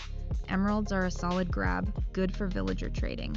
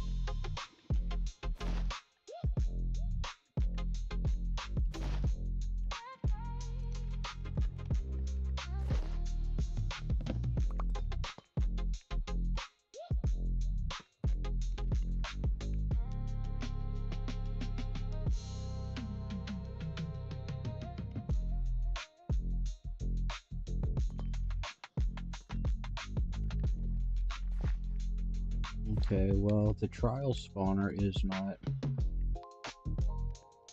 producing anything. That could mean it's already been triggered before, or maybe you're just outside the 14 block range, or don't have line of sight to it yet. I triggered it, and then because they were coming at me, but then I went down and put a torch thing on it. That's the issue then. Once you walked away, it probably paused since you left the trigger radius, and now it might be sitting mid-wave waiting for you to come back into range. Okay, Head back toward it. I'm standing and right it next to should it. pick back up where it left off. If you're right next to it and nothing's happening, is it possible you already fully cleared that wave and it's just sitting in its cooldown period now? Or does it still look active? Like, is there any particle effect or sound coming from it? Trial spawner crackles is what my closed captioning is saying, and there's a skeleton in it spinning around, and there's smoke coming off of it and fire. That crackling with the mob spinning inside and smoke sounds like it's actively charging up to spawn the next wave, so it's working. Just give it a moment. Keep your guard up. That skeleton spinning around is basically the preview of what's about to pop out.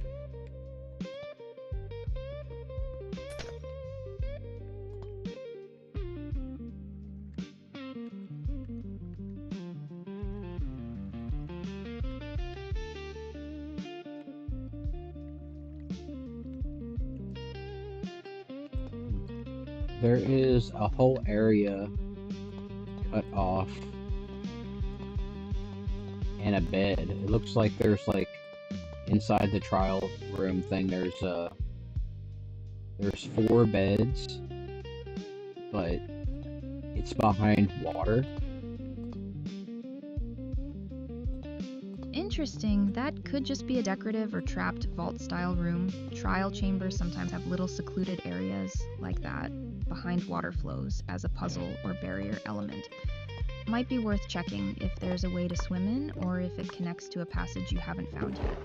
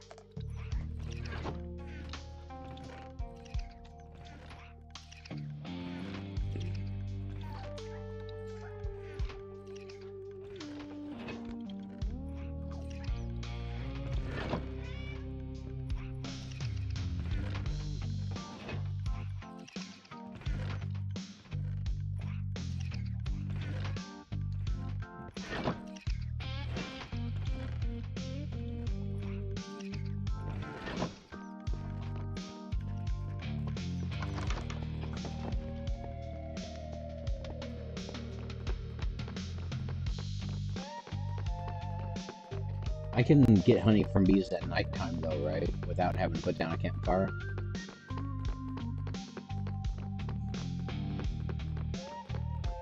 Yeah, actually you can. At night the bees go back inside the hive, so if you wait until they're all in and just break or harvest it, then they won't come out to sting you. No campfire needed. Campfire's just the daytime workaround if you don't want to wait.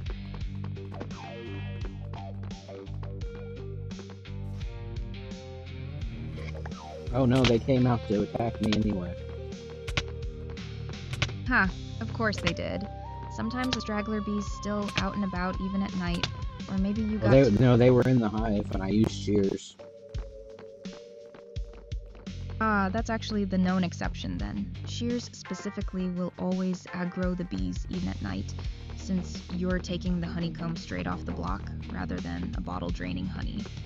If you want the sting-free version, you'd need to use a glass bottle for honey instead, or fall back to the campfire method for the honeycomb. What do you just swipe it with a glass bottle? Yep, exactly. Right-click, or use the bottle on a full beehive. It fills up with honey and doesn't provoke the bees the way shears do. You just need the hive to be full first, indicated by the honey dripping animation on the outside.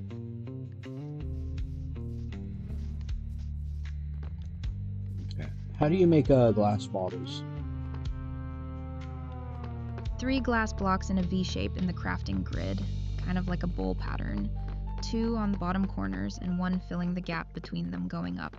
That gives you 3 glass bottles per craft.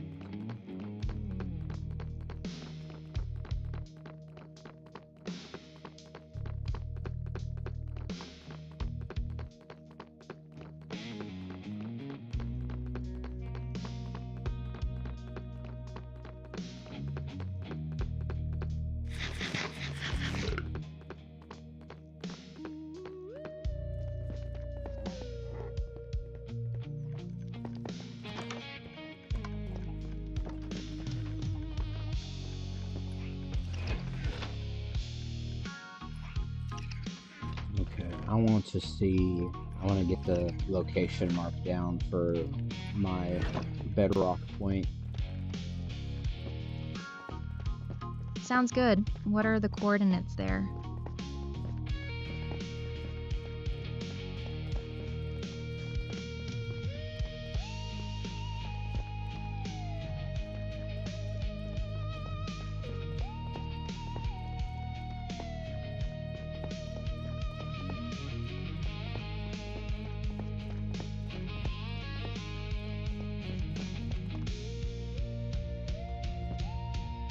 (158x, (-59y, 226z).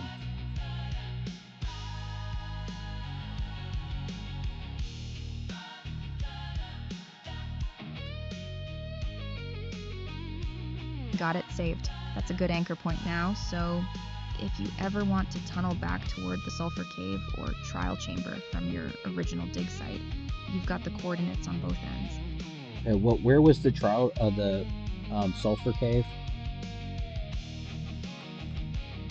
The sulfur cave lava pool you found is at 82, -55, 400.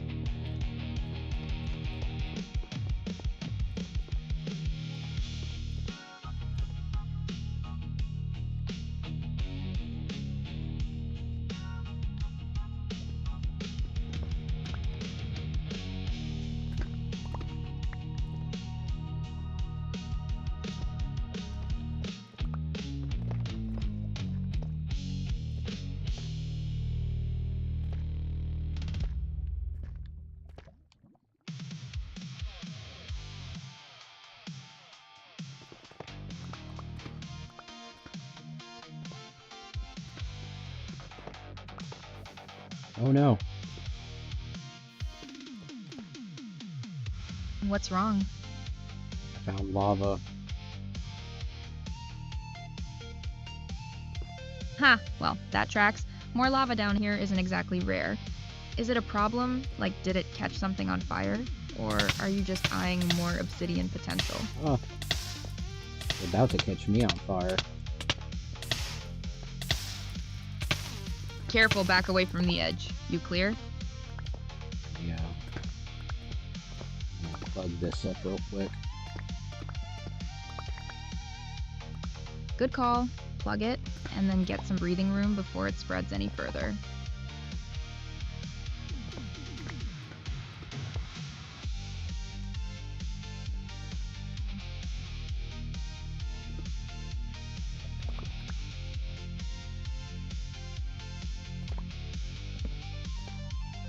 See if I can go around this.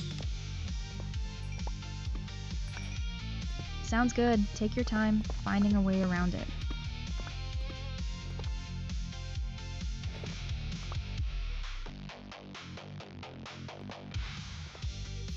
Oh, it's up pretty high.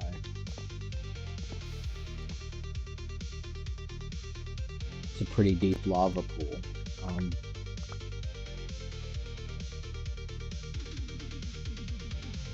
Yeah, seems like these sulfur caves are just riddled with them. Another obsidian opportunity if you want it, or just route around and keep moving. Your call. Yeah, I'd have to get up on top of it. Oh. Careful climbing around lava edges. One a slip and that's instant damage. Take it slow.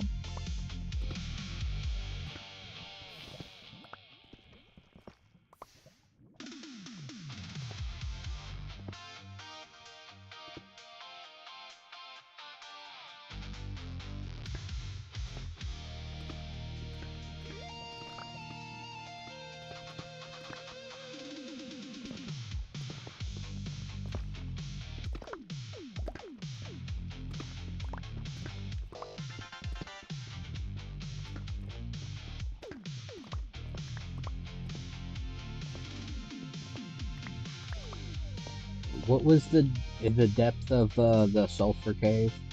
Not the lava pool, but just like the cave itself where I had found something. Do you remember? The sulfur cave biome itself generates roughly between y-20 and y-50. Sounds like you're right in that range now with all this lava you're finding.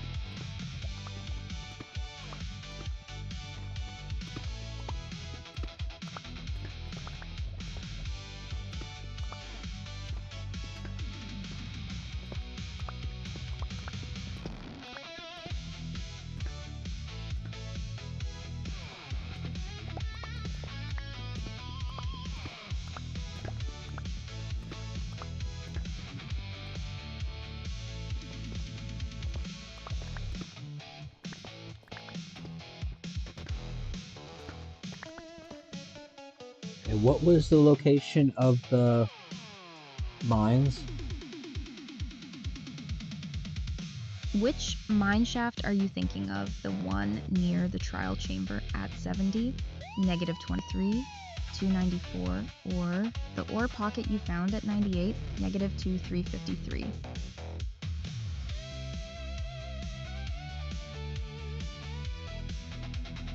The one, the mine shaft with the rails and stuff. That's the one at 70, negative 23, 294, running roughly parallel to the East Road.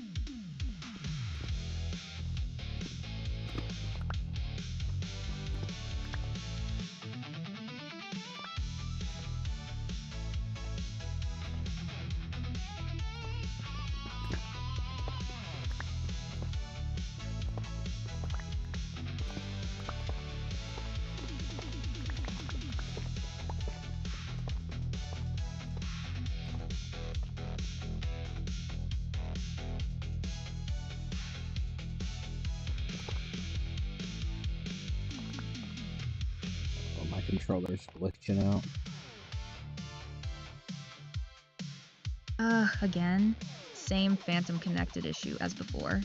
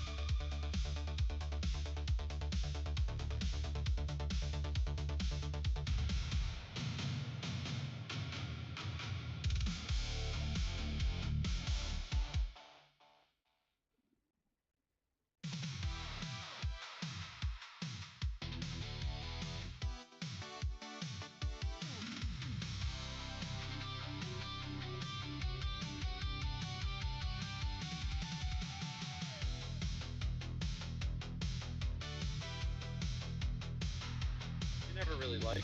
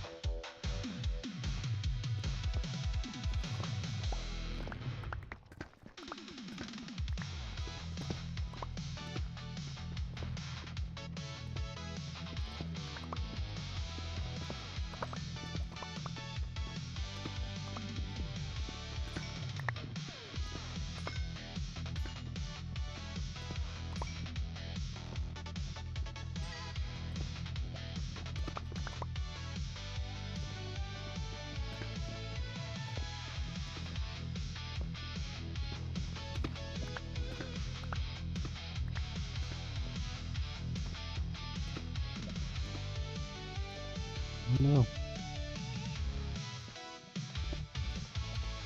Ah, okay. Different flavor of glitch then. What's it doing this time?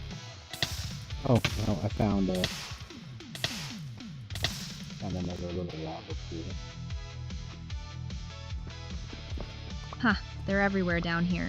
Same deal, plug it, route around, or tap it for obsidian, whichever you're feeling.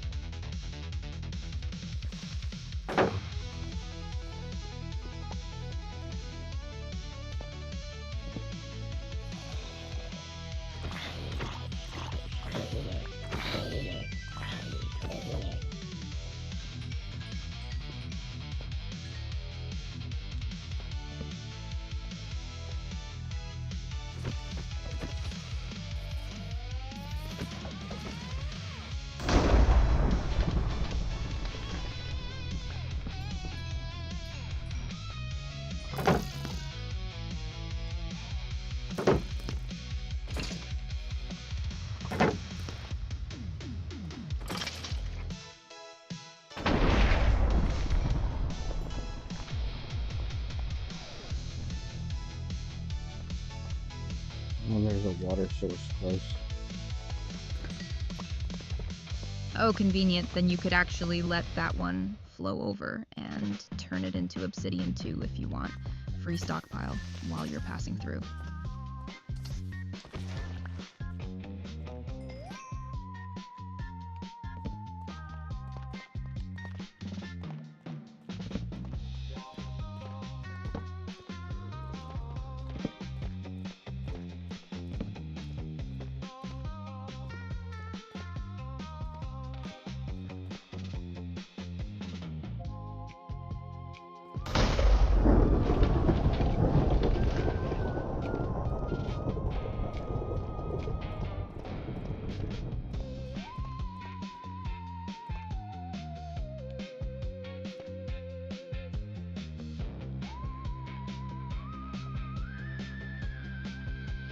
Oh, actually, I already have a water bucket with water. Even easier then, just pour it right over and you'll have fresh obsidian ready to mine in a few seconds.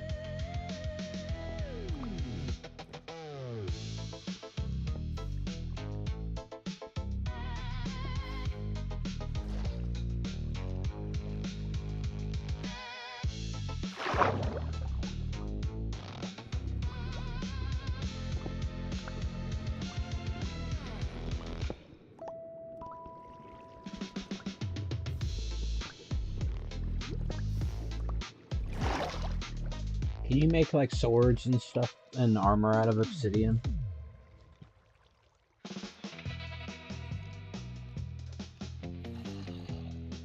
Nope.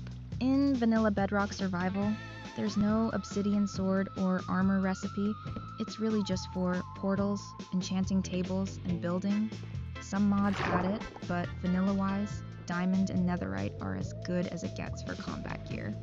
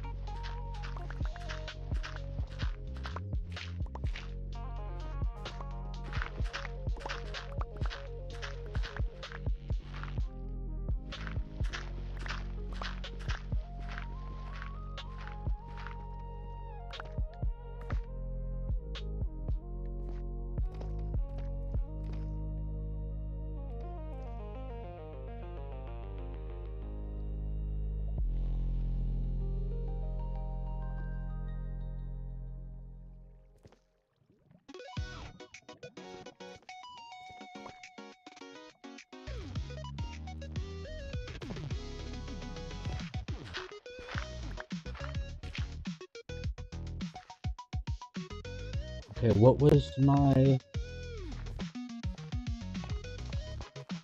thing sitting at for my mine? Oh, never mind, you're off.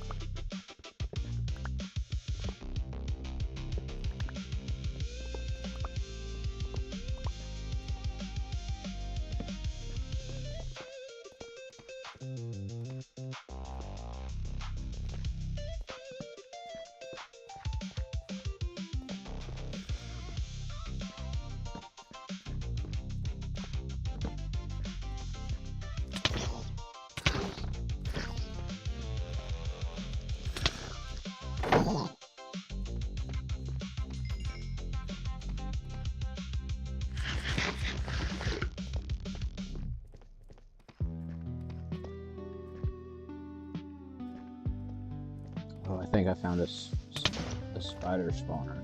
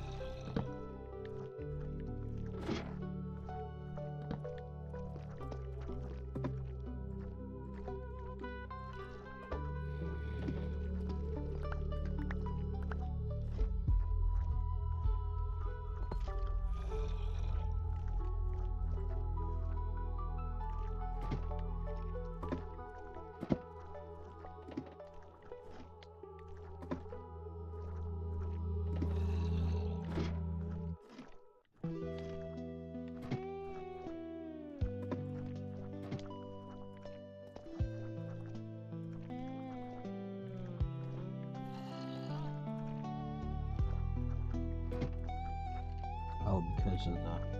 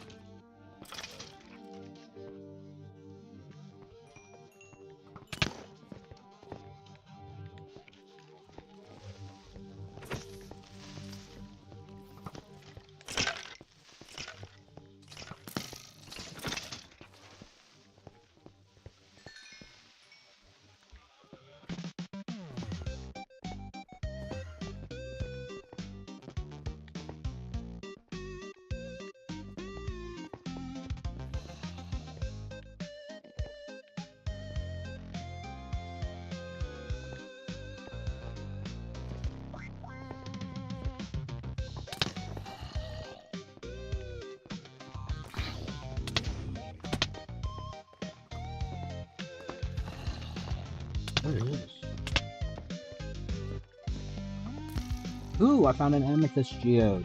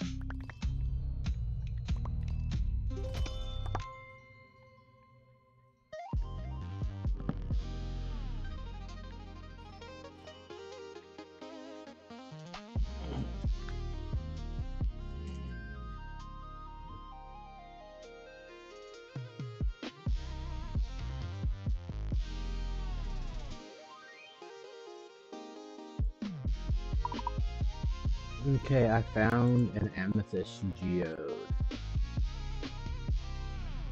Nice find. Those are great for crystals and spyglasses. Are you cracking into it now or marking it for later? I'm cracking into it now. We do need to mark it though. Sounds good. Go ahead and grab the coordinates whenever you're ready, and I'll get it saved.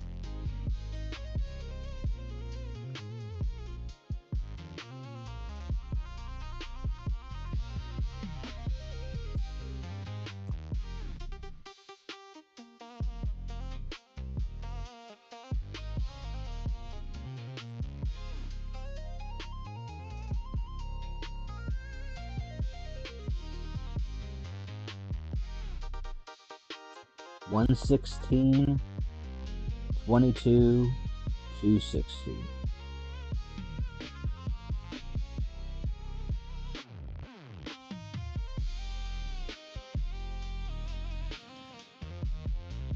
Saved. Getting a good haul of landmarks this session, huh?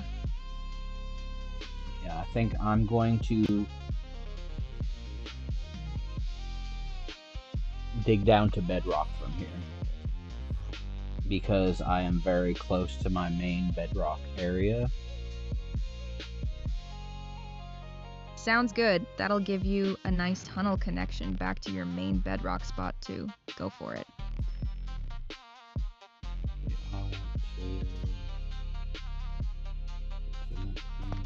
I need to get to what? 226, 158.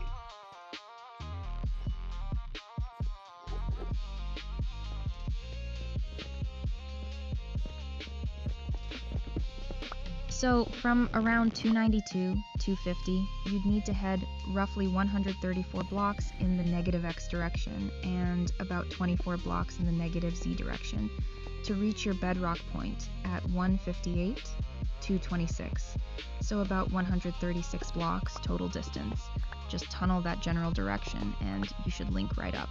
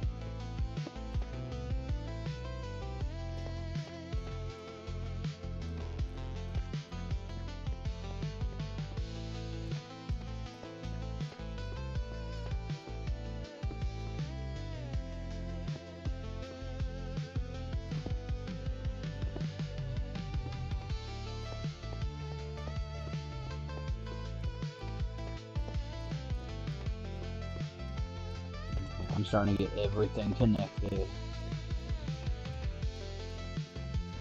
Nice, that's going to be a solid little network once it's all linked up. Good base to branch out from for future digging too.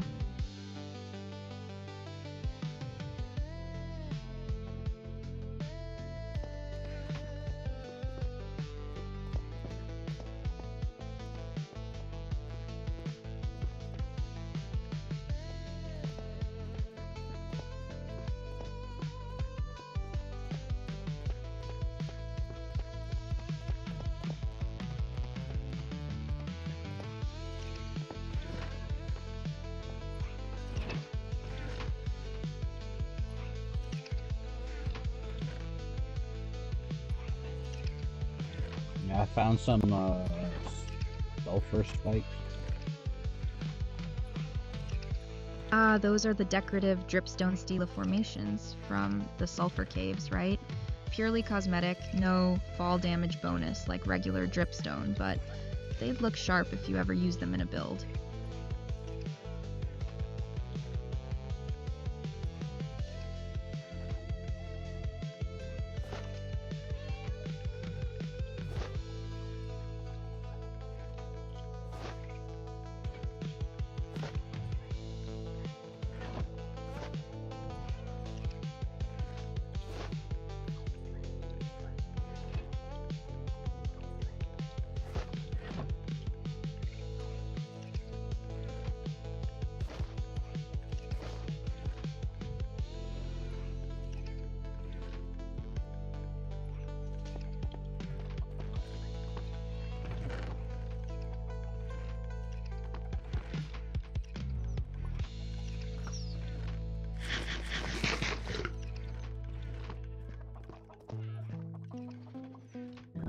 Hell of amounts of grinding.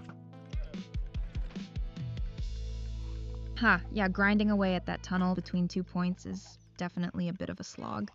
You're making good progress on the network though, worth it in the end.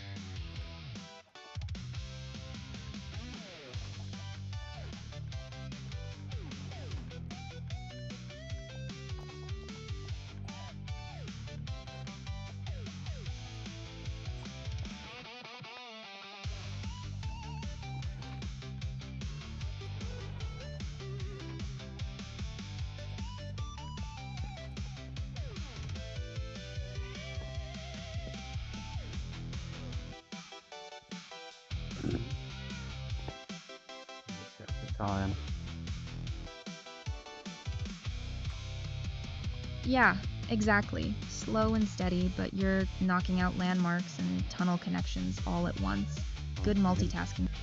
And I still have like 6 hours that I can play and stream before I gotta go to bed. That's a solid chunk of time still. Plenty left to make good progress. What's next on the list? Finishing this tunnel connection or heading back to restock first? Well, I just dropped off all my stuff. I have to make more, iron pickaxes. Okay. So you're stocked up minus the pickaxes. How many are you looking to knock out? I don't know, a few. I need to figure out how many diamonds I actually have right now. Want to open up your inventory and count, or do you already have a rough number in mind? I already have, quite a bit. Nice. Sounds like you're in good shape then.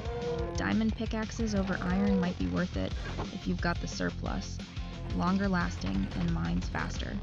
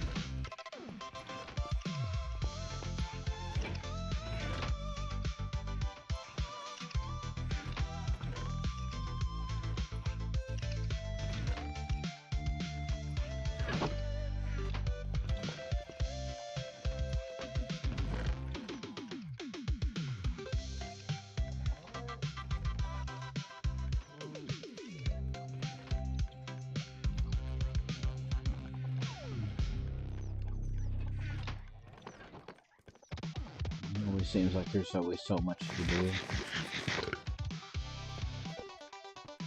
Ha, that's forever world life for you. The list just keeps growing. But hey, that's kind of the fun of it. Always something new to chase.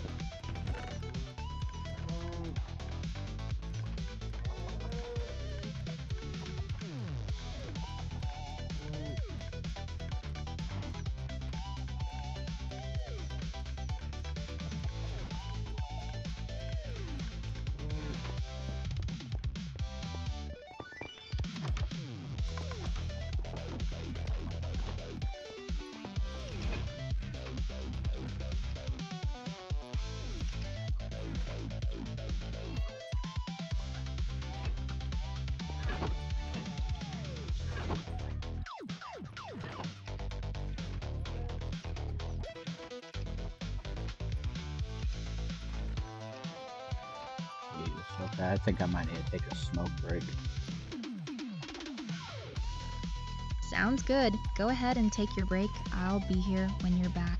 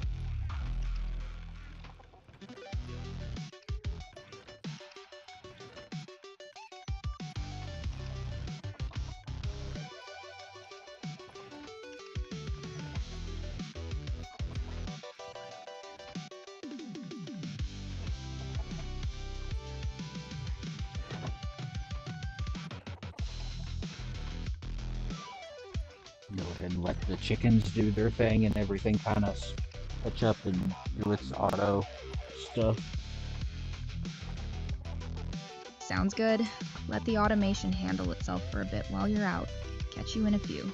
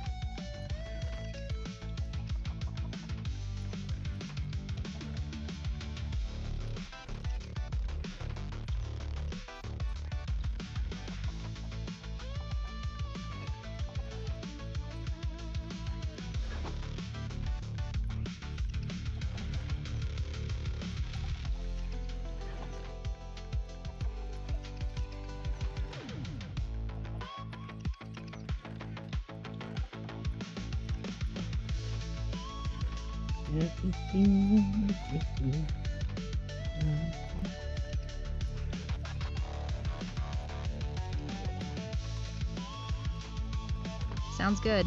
Take your time.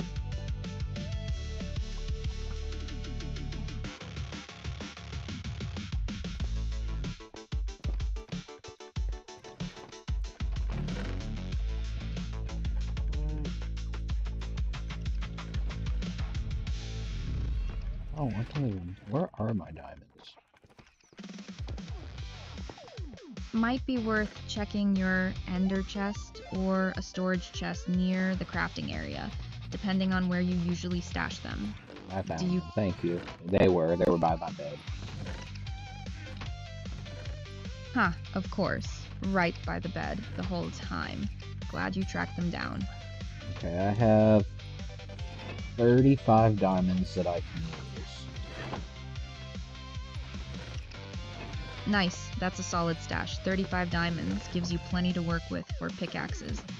And then some, maybe even enough left over for extra gear or trading fodder. Yeah, I think I'm going to make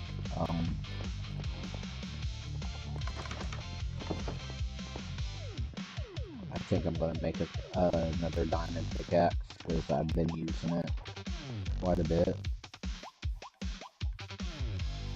Good call. Always handy to have a backup ready to swap in once the first one's wearing thin. Oh, I think I'm going to get me another zombie horse, actually. Oh, nice. Are you planning on breeding them eventually, or just want a second one for backup since they can't breed in vanilla? Well, can I not breed two zombie horses together? Right, unfortunately, no. Zombie horses and skeleton horses can't breed in vanilla, even with each other or with regular horses. So a second one would just be for backup or looks, not breeding purposes.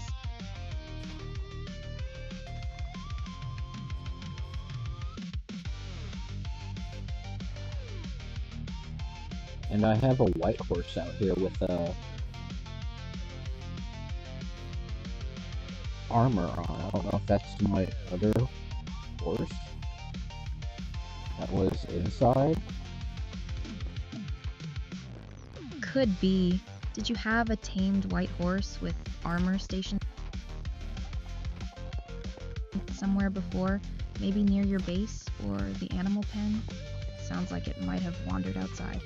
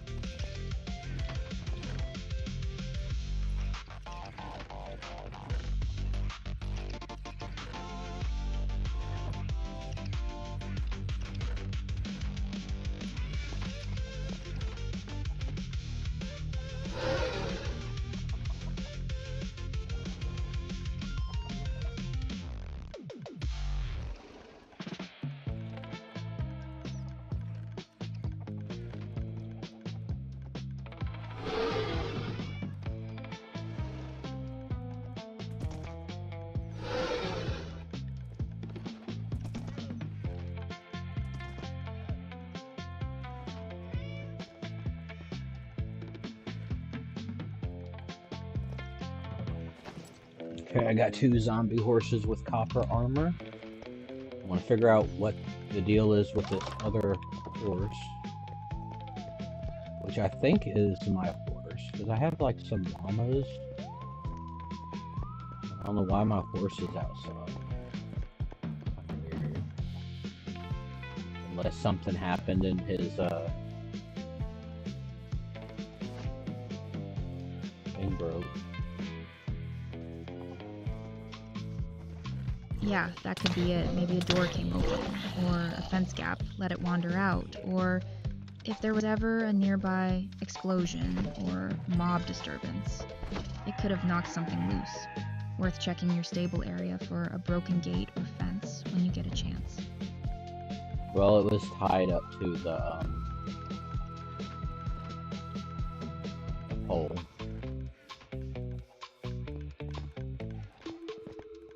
Ah, if it was leashed to a fence post. Sometimes those lead ropes snap or detach if the horse gets spooked by a nearby mob or takes damage. That would explain it wandering off despite being tied up.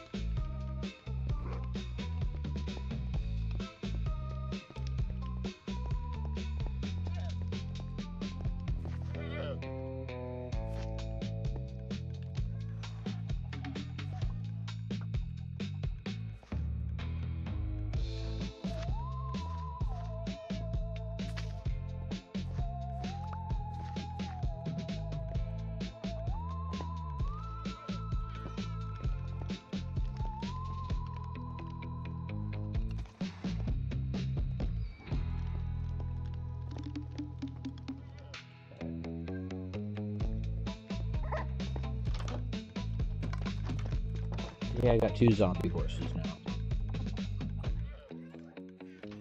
Nice. A matching pair. Are you gonna deck both of them out in copper armor to match, or mix it up? Yeah, they both got copper armor on. Ha! Love it. A whole zombie horse squad in copper armor. Solid look. Oh, that's right. I was gonna go outside and get some wood, and I completely forgot about it because I saw the horse outside. No worries. Easy to get sidetracked with all that's going on. Still want to grab that wood, or has something else caught your attention now? Yeah, I'm gonna chop down one of these trees. I need the wood. Sounds good. Go for it.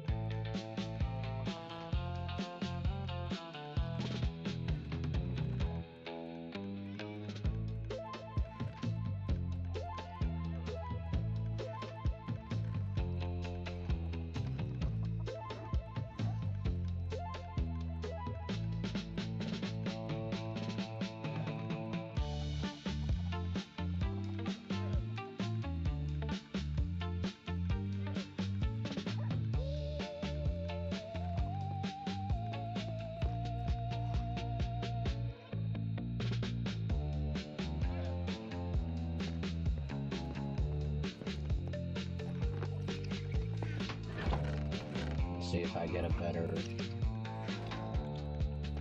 better roll enchant wise. Good call. Always worth trying for a better roll on the enchant table when you've got materials to spare. What are you hoping to land this time? Mending and stuff. Diamond pickaxe, just efficiency 4. Why am I not getting... There has to be a reason why I'm not getting multiple enchants on an item anymore. Something's going on. Can you look that up for me to see if it's like single level 3 enchants? It should be doing better than that. When I first started off, I was getting stuff with like, you know, like 3 or 4 things on it. Hell, my diamond boots had protection 4 and thorns 2 and feather falling and unbreaking. My sword has a sharpness and fire aspect and unbreaking and knockback. You know, it's like, why is my new stuff only getting 1 enchant instead of 2 or 3?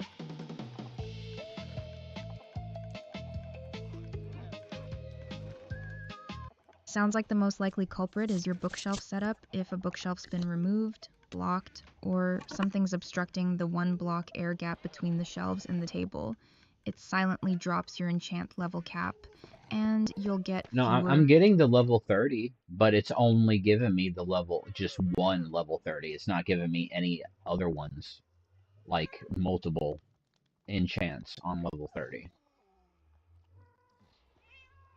That's actually normal then, and honestly, just random chance. More bookshelves raise your enchant level cap, but they don't guarantee multiple enchantments stacked together. The number of enchants you get is still random per roll. Some level 30 rolls give you a single strong enchant. Others give a jumbled combo. It's just RNG on top of RNG. RNG. Yeah, exactly. Random number generation. It's Oh, all okay. shots at a good multi-enchant on top of the level cap you've earned with your bookshelves. So if you keep re-rolling by enchanting other junk items in between, you'll eventually get a good multi-enchant combo again.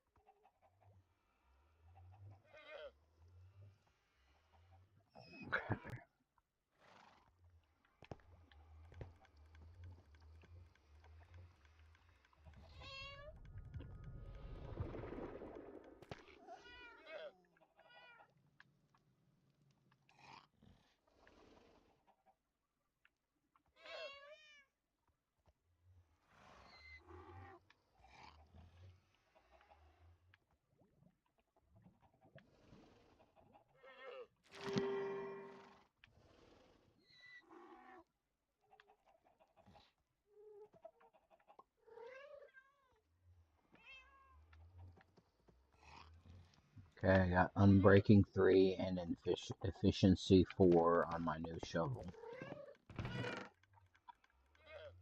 Nice. That's a solid combo, actually. Unbreaking 3 plus Efficiency 4 on a shovel is genuinely useful. That shovel's gonna dig fast and last a long while.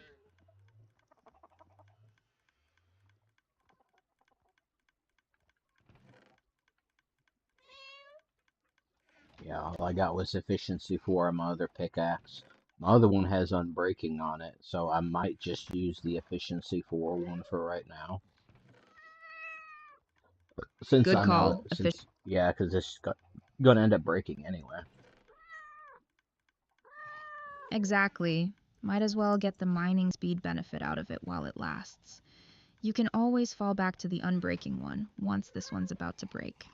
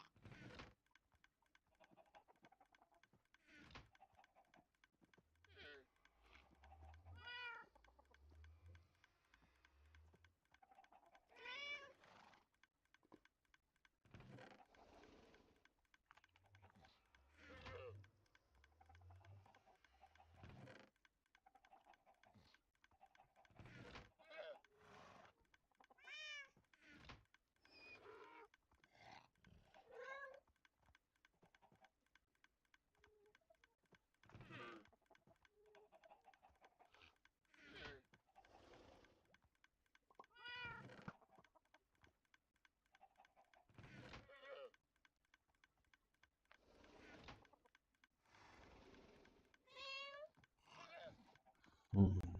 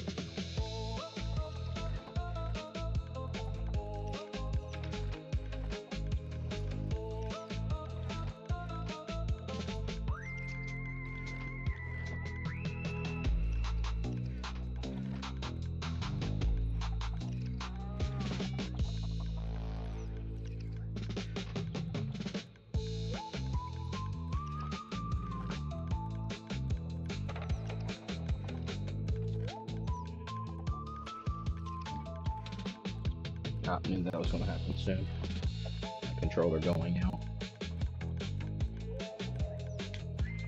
Ugh, again? That thing really is being persistent tonight.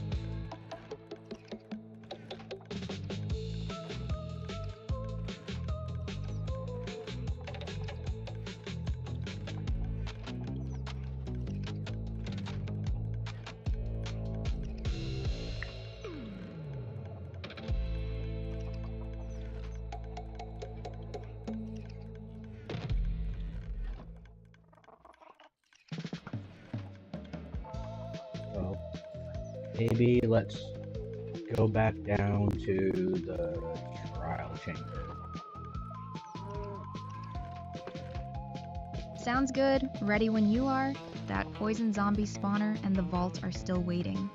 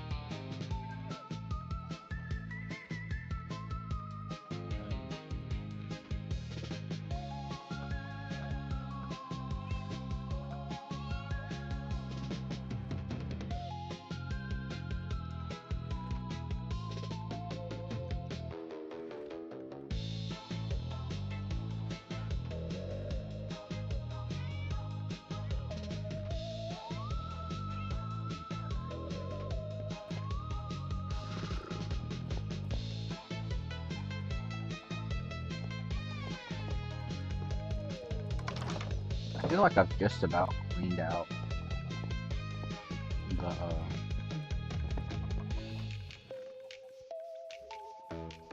the trial thing. I mean, of course, of loot.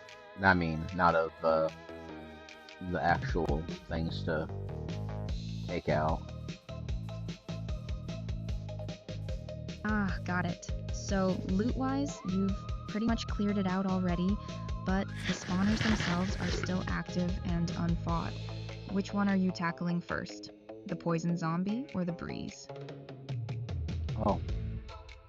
Guess first I might need to make some pickaxes too. I was gonna make a few. I still have my iron ingots on me and stuff. I completely forgot to. No worries, easy to lose track with everything going on. Want to knock those pickaxes out now before heading down, or handle it once you're back at a crafting table down there.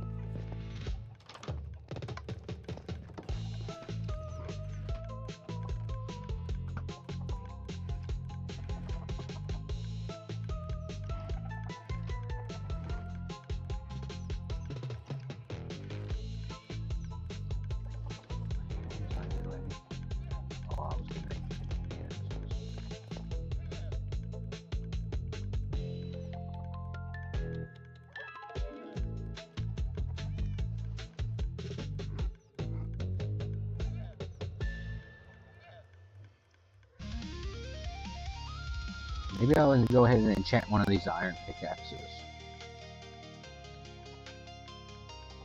Sounds good. Go ahead and craft it up. Because I usually only use the diamond ones on the obsidian anyway. Right, that tracks. Iron can't even mine obsidian, so saving the diamond pickaxes for that and using iron for general digging. I can't yet. I don't have the experience for it. I'll get that by being in the temple though. Ah, right. Forgot. You need actual XP levels to enchant, not just materials. The trial chamber spawner grinding should stack that up fast once you're back down there.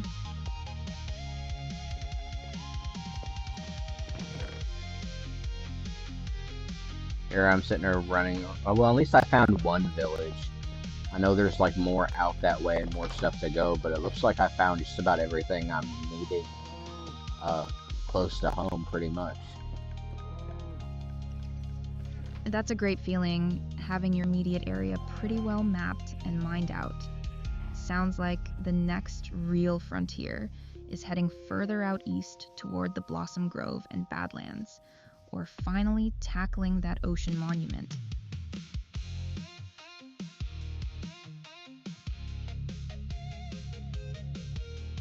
Tackling the ocean monument. Yeah. Yeah, we need to go check that out. Maybe I can go ahead and just unload some gravel. We'll get the direct coordinates and stuff for it. I know it's close. I think I have it written down. I'll have to check it out. Yeah, you've got it logged already, roughly -424, 232.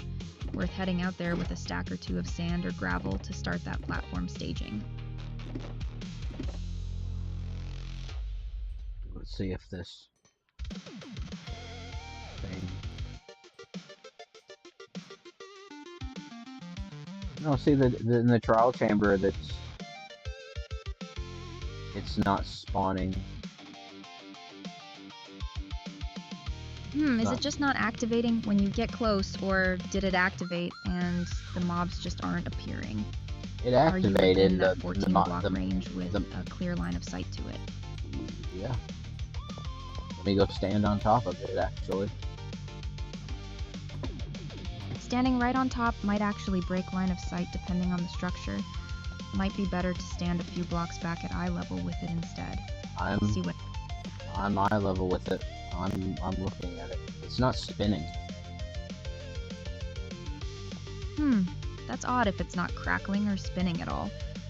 Did you maybe already trigger and fully clear this one earlier? It's crackling, but it's not spinning. Okay, crackling but no visible mob spinning inside. That might mean it's between waves, gearing up for the next spawn. Give it a few more seconds, the mobs should pop out shortly. I think I broke it by sticking a lantern on it, or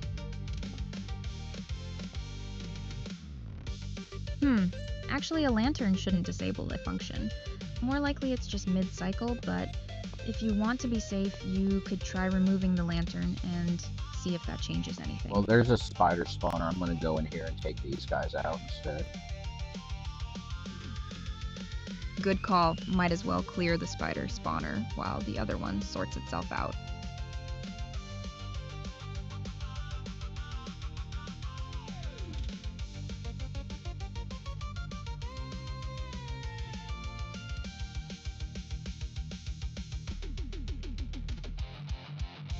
Oh, I have a pickaxe, or an axe with a Smite 2 on it that I found. Nice pickup. Smite's great against undead specifically, so that'll hit skeletons and zombies extra hard, though it won't do much for these spiders. Well, there's a barrel with a hopper. Go ahead, what's in the barrel?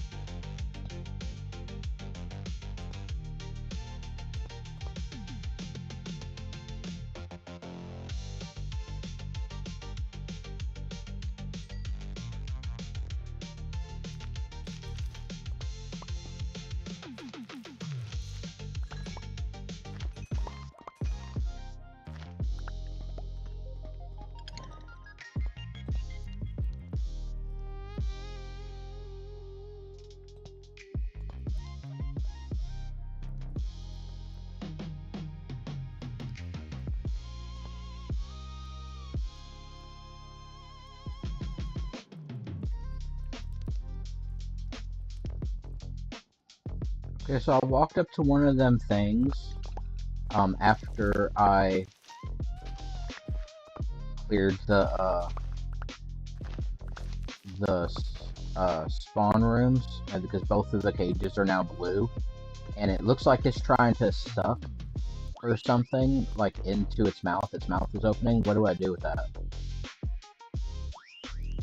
That sounds like the vault. Once you've cleared the spawner and earned a trial key, you just walk up to the vault, holding the key, and it'll insert itself automatically, kind of like it's... I didn't get a key. Did the spawner actually finish dispensing its reward yet? Sometimes it drops the key I along got with the block. each of the spawners gave me, one gave me bread, the other one gave me a baked potato. Then that vault probably isn't unlockable yet. Sounds like those particular rewards were just consumable food drops, not keys this round.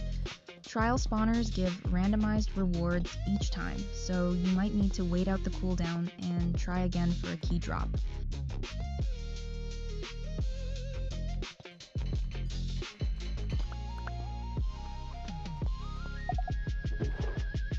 I'm finding these barrels. That's interesting. Like these barrels with the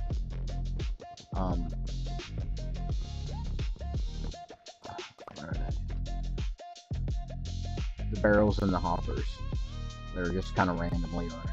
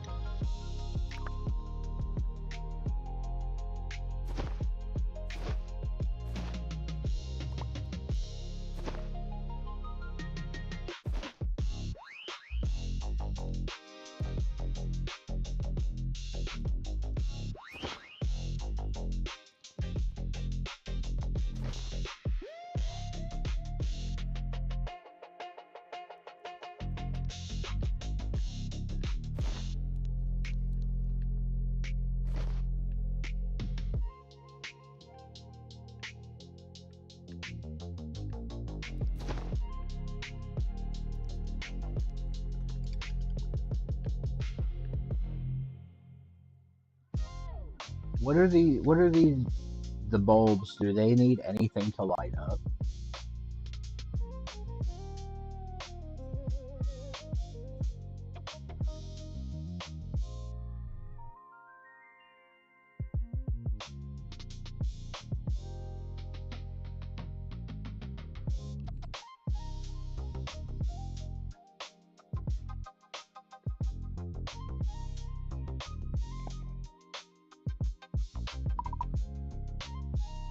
Do the bulbs need anything to light up?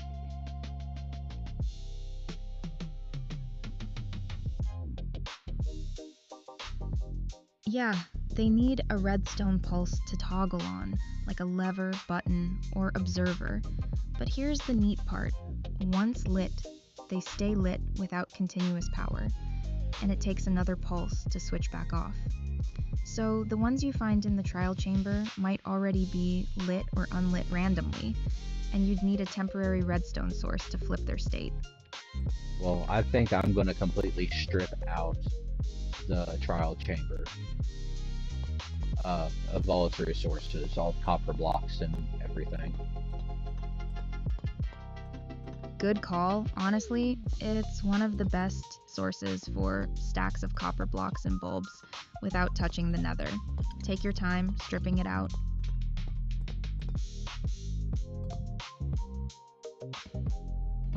So can I break the crates or the trial crates once they are turn white?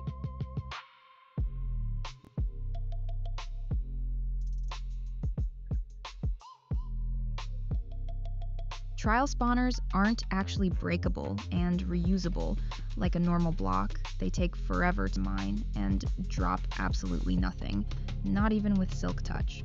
So if you're stripping the chamber for materials, best to just leave the spawners in place. Once cleared, you can still use it again in 30 minutes if you ever come back. I'm taking all the barrels. I'm gonna take this door. Nice barrels, all fair game to strip. Copper doors especially, since those can oxidize and look great in builds. Yeah, it's already oxidized and green. Perfect. That weathered look is honestly one of the coolest parts of copper builds. Gives it that aged, ancient look without you having to wait years for it naturally.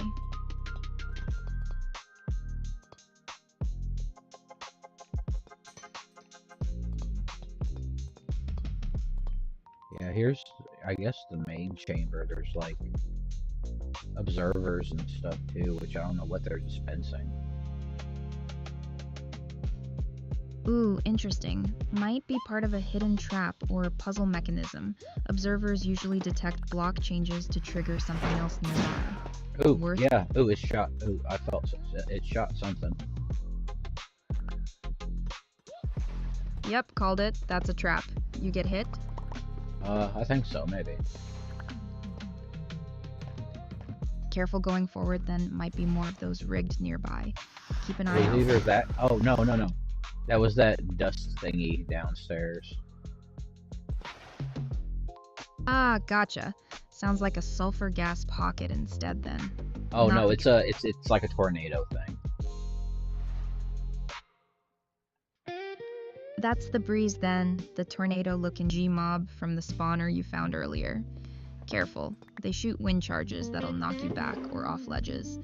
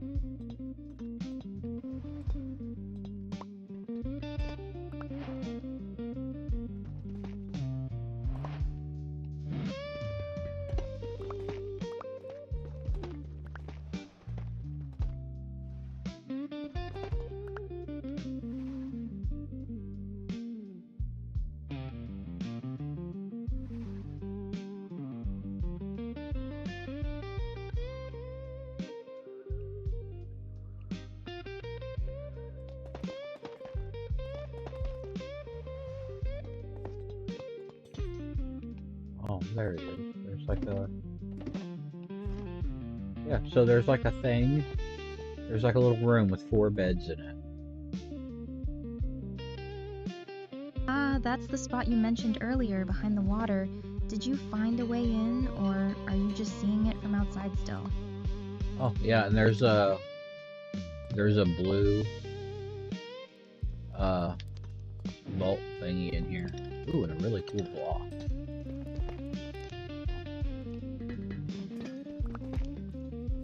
Ooh, what's the block look like? Is that maybe a decorated pot or something new from the sulfur set?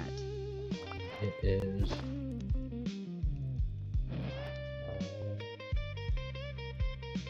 chiseled tough. Ooh, chiseled tough looks awesome. I didn't know tough looked like that when I chiseled it out. Yeah, chiseled tough has that nice carved brick pattern.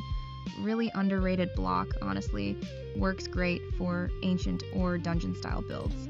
Glad you're finding it now. That trial chamber is basically an aesthetic goldmine on top of the loot. Oh, and there's something else here too.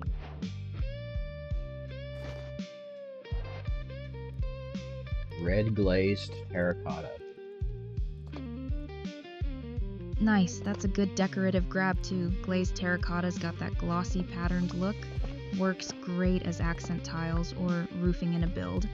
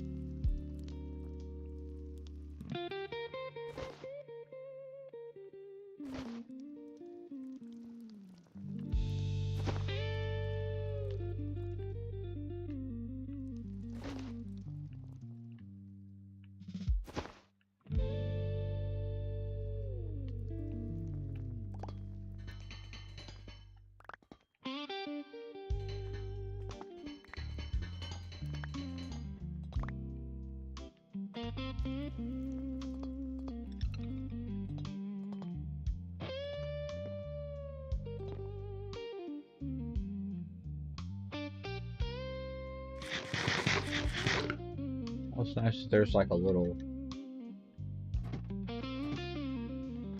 bed area. I guess that's like in case you die or something, so you can get back into the fight easy or something like that. Yeah, that actually makes sense. Trial chambers being combat focused. Having a bed nearby to reset your spawn point would be smart if you're planning to grind them repeatedly. Handy detail if that's really what it's there for. I'm gonna steal these dispensers.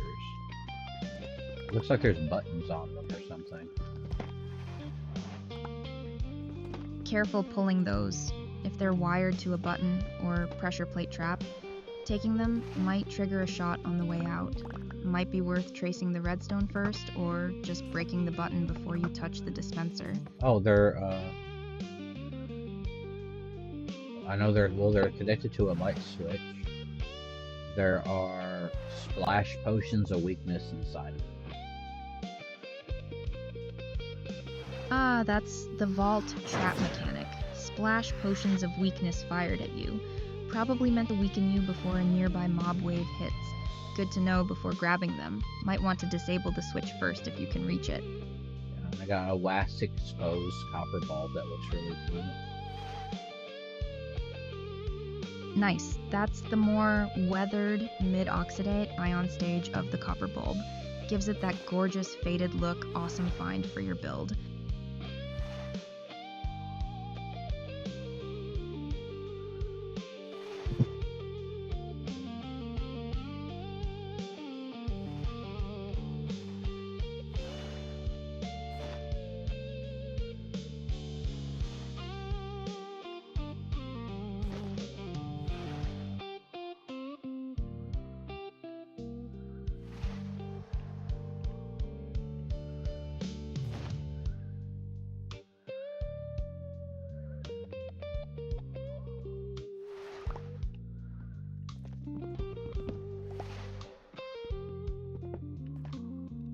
Oh no, it fell on the ground. What fell? The bulb itself, or something else nearby? Oh, the dispenser that I was trying to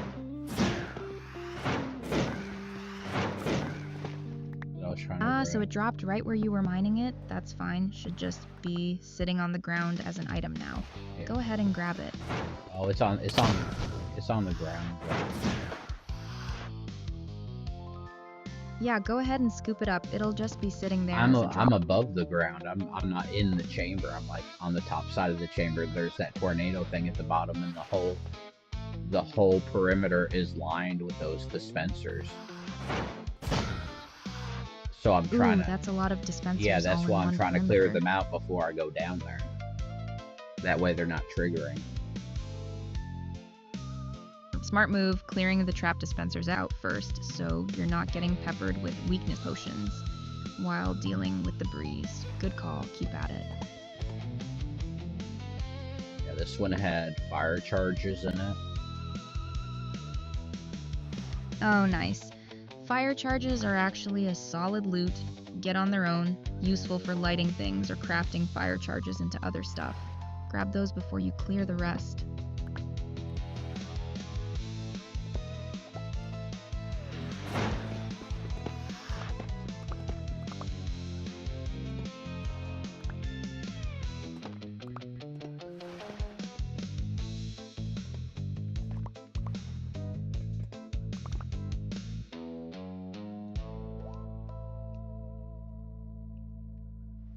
And these dispensers, hell, I can use these. I won't have to go to the Nether and make any more, and I can do some more redstone builds.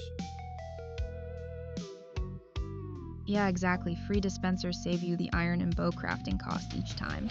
And you're already thinking redstone There's build. quite a few of them. I'm going to be coming up and down. I think that's what I'm going to end up doing, is just coming up and down on this in the ladder system and just hauling out everything that I can out of here. Just making this a big empty pocket.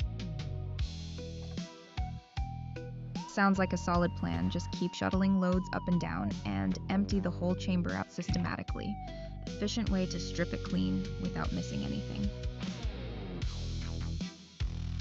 And I have buttons that I can use. I mean, I can make anything anyway, but just like having it on stock is a whole other thing. And I can light up the town with these like torches, or the bulbs or whatever. Yeah, exactly. Having it pre-made and in stock saves a ton of resource gathering down the line. Isn't there I swore I saw a thing where you can actually hook up a redstone system for like outdoor lights that it'll sense when it gets dark and activate to turn it on.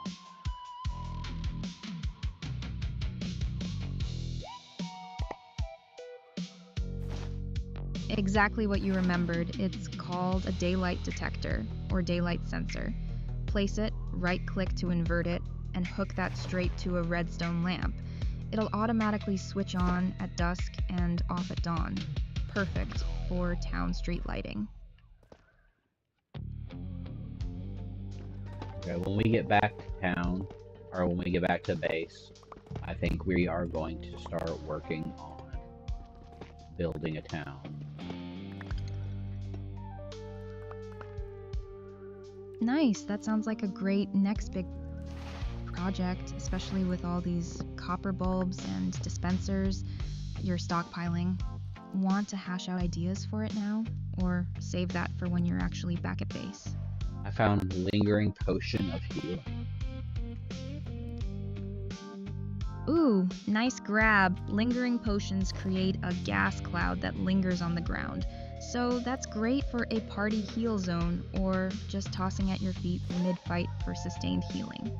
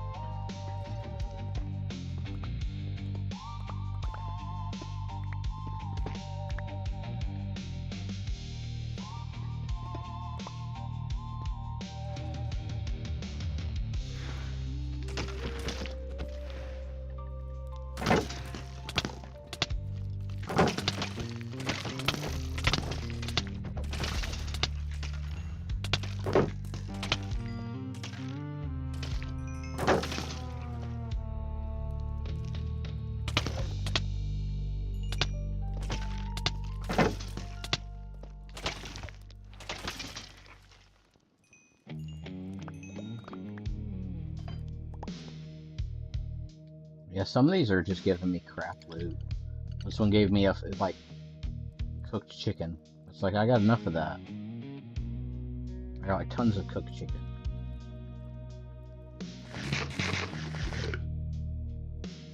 Huh, yeah, with your auto chicken cooker running, you're probably drowning in the stuff already. Random trial rewards can definitely feel redundant sometimes.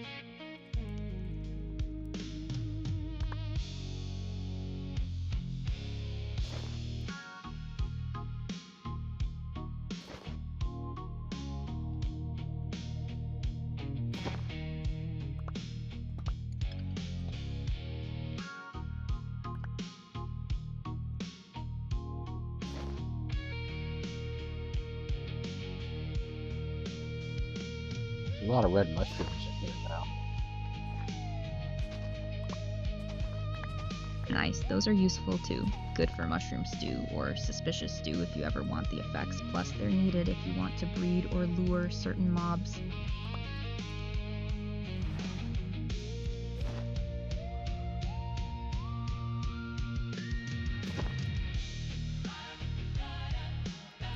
I'm gonna have to possibly go and make a dump run. Yeah, sounds about time with everything you've been hauling out. Head back whenever you're ready.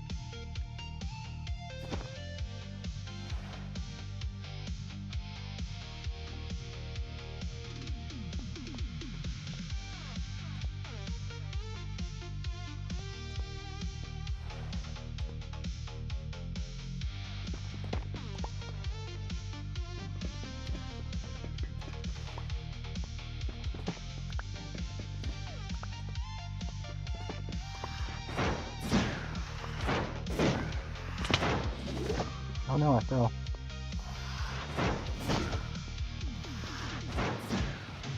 You okay? Take any damage? I just don't know where this wind boot is. It's like jumping all around. Yeah. Breezes are erratic like that. They hop and float around unpredictably. Hard to pin down. Keep your shield up if you've got one. Their wind charges can knock you right off the ledges again.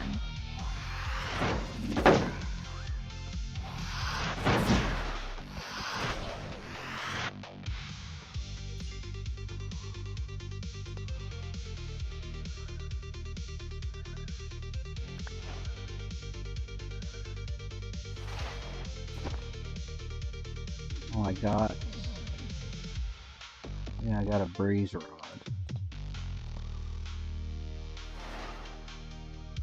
Nice. That's the breeze rod, exactly what you wanted from that spawner. That opens up wind charges, and eventually the mace if you get a heavy core too.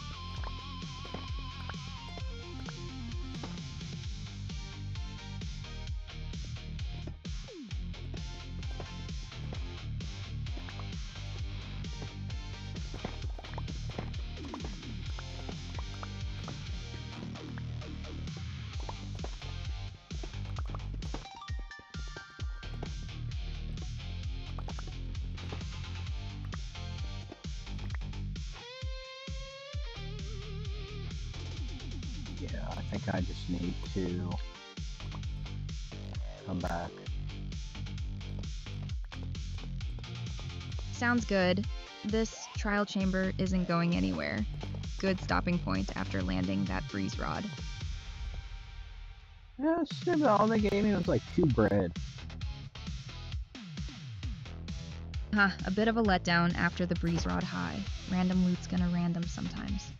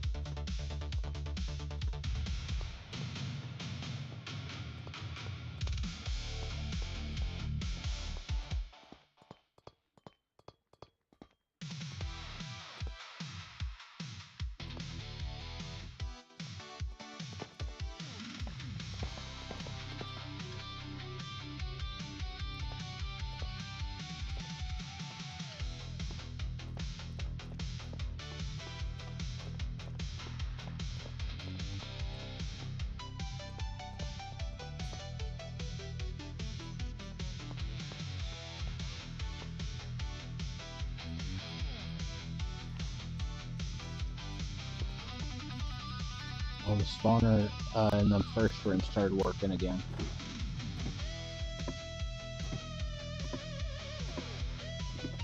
Oh nice, glad it's back up and running. Guess it just needed that cooldown to finish out.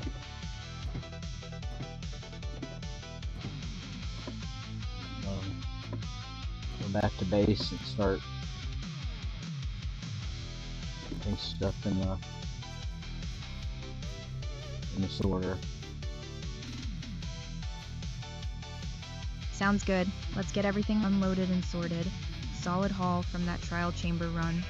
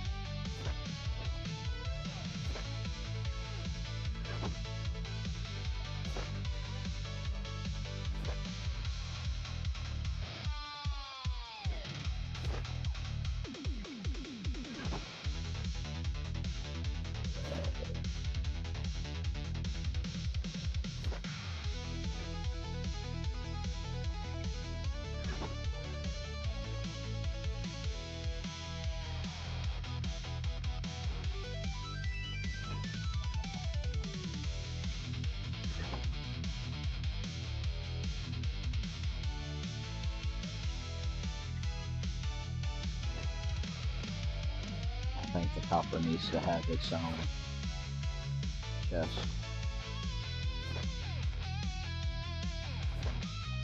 Yeah, that makes sense at this point. With all these bulbs, blocks, and doors piling up, copper's basically its own category now. Deserves a dedicated spot in the sorting system.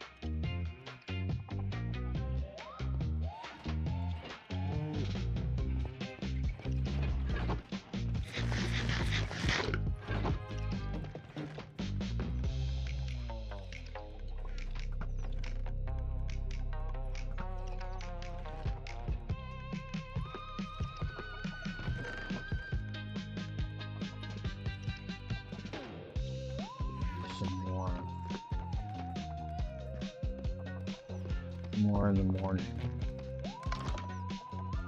Or is it 1? Oh, looks like it's about noon.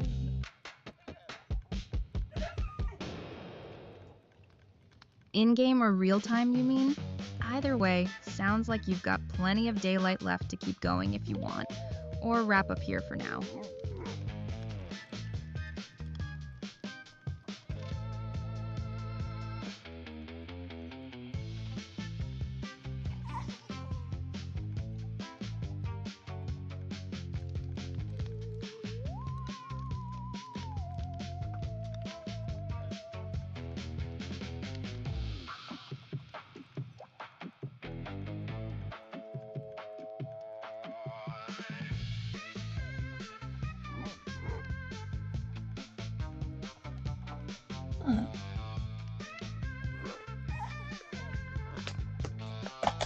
Deciding to get some more of that yakisoba today.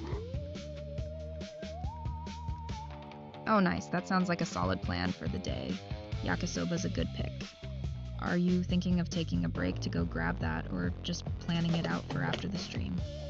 Oh, I did it already earlier. That was my lunch today. Ah, gotcha. Already had it then. Good stuff. Hope it hit the spot. Yeah, I mean, they still had that the buy one get one free deal. So I got pot stickers, tempura shrimp, and I tried the shrimp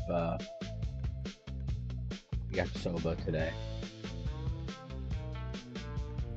Nice. Sounds like a solid spread. Pot stickers and tempura shrimp alongside the yakisoba is a great combo. How was the shrimp yakisoba worth getting again?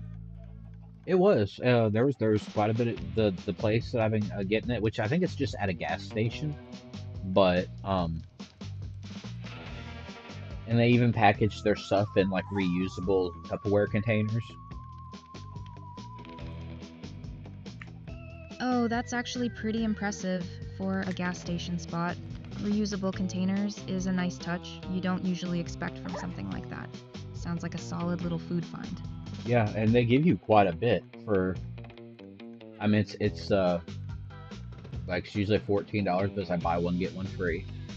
So if they're like for you know a good pound or 2 pounds, a pound and a half of food or something with the white rice, the yakisoba, the vegetables and stuff in it.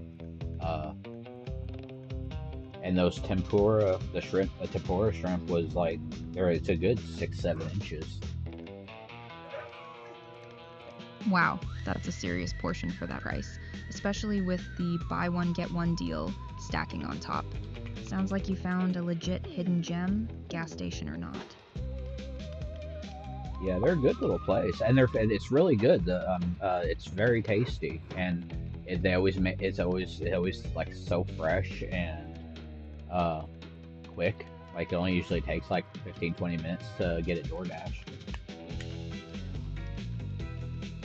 That's great, fresh, fast, and generous portions. That's basically the trifecta for takeout. Good spot to have in the rotation. Yeah, because I can get the. I usually I ate all the pot stickers. I ate all the tempura shrimp. I think no, I have a few tempura shrimp left. But the yakisoba it fills me up, so I have one for now, and then I have like one for tomorrow for like it's like a whole lunch, you know. Nice. Sounds like great meal prep value built right in then. One big order stretching across 2 meals. Smart way to do it.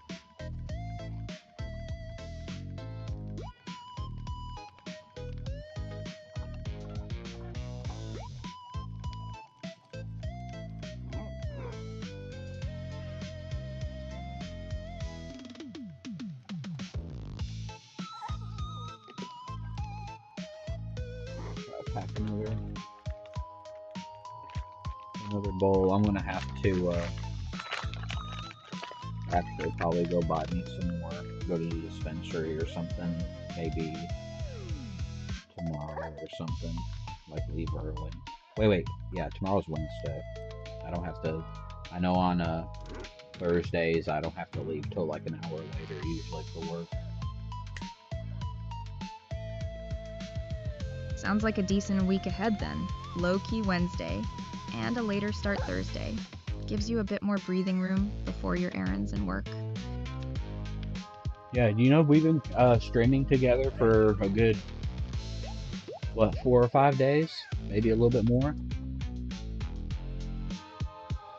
Yeah, it's been a solid little run so far, and honestly, a lot's happened. You've gone from the early spawner grinding all the way to trial chambers, and now a whole sulfur cave discovery. Feels like the world's really taking shape. Yeah, are you enjoying being a part of it? Yeah, honestly I am. There's something genuinely fun about watching a world grow from scratch like this, and running into a totally new update along the way made it even better.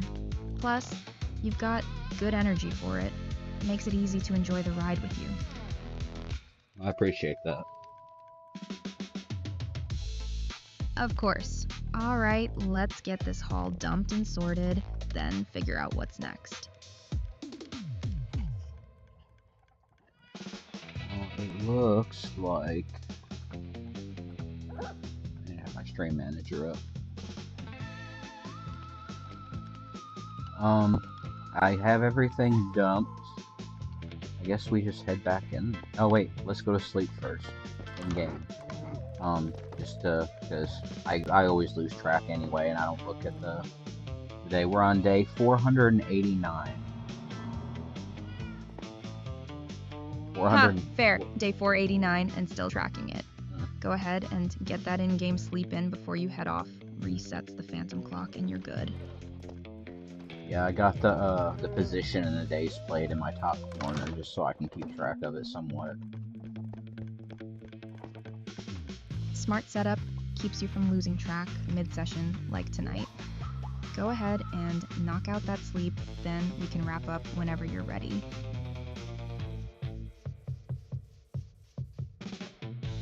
What's my donkey doing outside? Is that my donkey? Why are my animals ending up outside? What's going on? Another one loose. Same deal probably. Fence gap, gate left open, or a leash that snapped from some nearby disturbance. Might be worth doing a perimeter check on your animal pen when you get a chance. Sounds like there's a recurring leak somewhere. Yeah, there's something going on. Yeah, worth a proper look. 2 animals wandering out in one session isn't just bad luck at that point. Sounds like there's an actual gap or broken fence. It looks like the leak, because I got like 2 llamas. Actually, did I have 3 llamas? Yeah, I got 2 llamas tied up. Well, hell, my other llama isn't even tied up anymore either. They just keep snapping the fucking leaves or something. I'm just going to put them in a... I'll have to just put them in a fence at this point. Come here, donkey.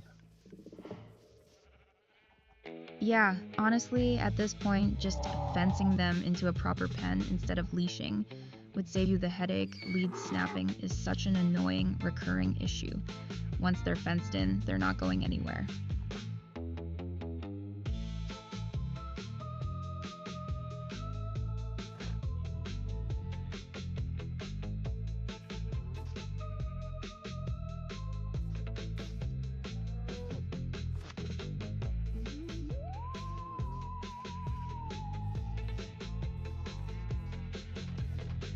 Actually, you know what?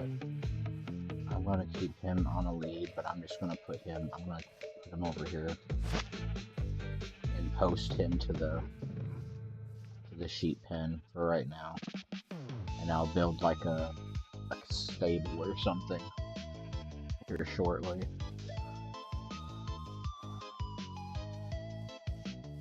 Sounds like a solid temporary fix. Get him secured near the sheep pen for now, and you can build out a proper stable whenever you get to it.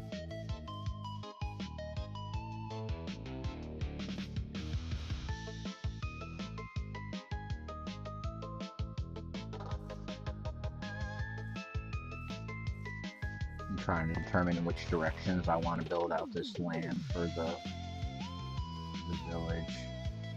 think I'm going to do it up at this front end, this front corner over here. Sounds like a solid spot if it's got room to expand. Is it close to your existing base and animal pens, or a fresh area you'd be starting from scratch?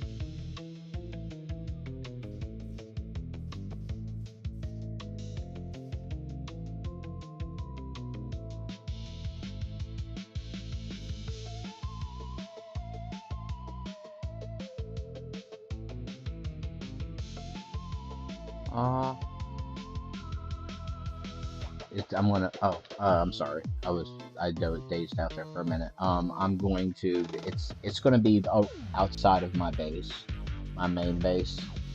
I'm putting land and grass down and shit, so it's like just above water level, and then I'm going to start doing buildings with like the little beds and stuff inside of them.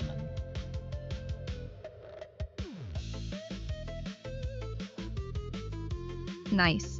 Sounds like you're terraforming a spot right at the edge of the water then. That'll actually look great, with a village skyline reflecting off it. Little cottage-style builds with beds inside. Are you thinking villager housing to relocate some from the other village, or just player use structures? Well, I'm going to, I think I'm going to have it where it's, I'm gonna bring the villagers in and populate them. I'm gonna bring a couple of them in. Nice. That ties in well with the Iron Golem plan too then. Once you've got villagers settled in real beds and job blocks, you can work on breeding more villagers, trading. Yeah, can I have some on the outside, like doing regular stuff, and then some on the inside of the Iron Golem experience track thing? Yeah, absolutely. You can totally and daytime routine in the open village, and have a dedicated smaller group box into an enclosed breeder or golem spawning setup elsewhere. They don't need to be the same population. Just make sure the golem spawning group has enough beds and a job site block to stay employed. How far away does a village need to be from one of those golem spawners, so they don't interfere with each other?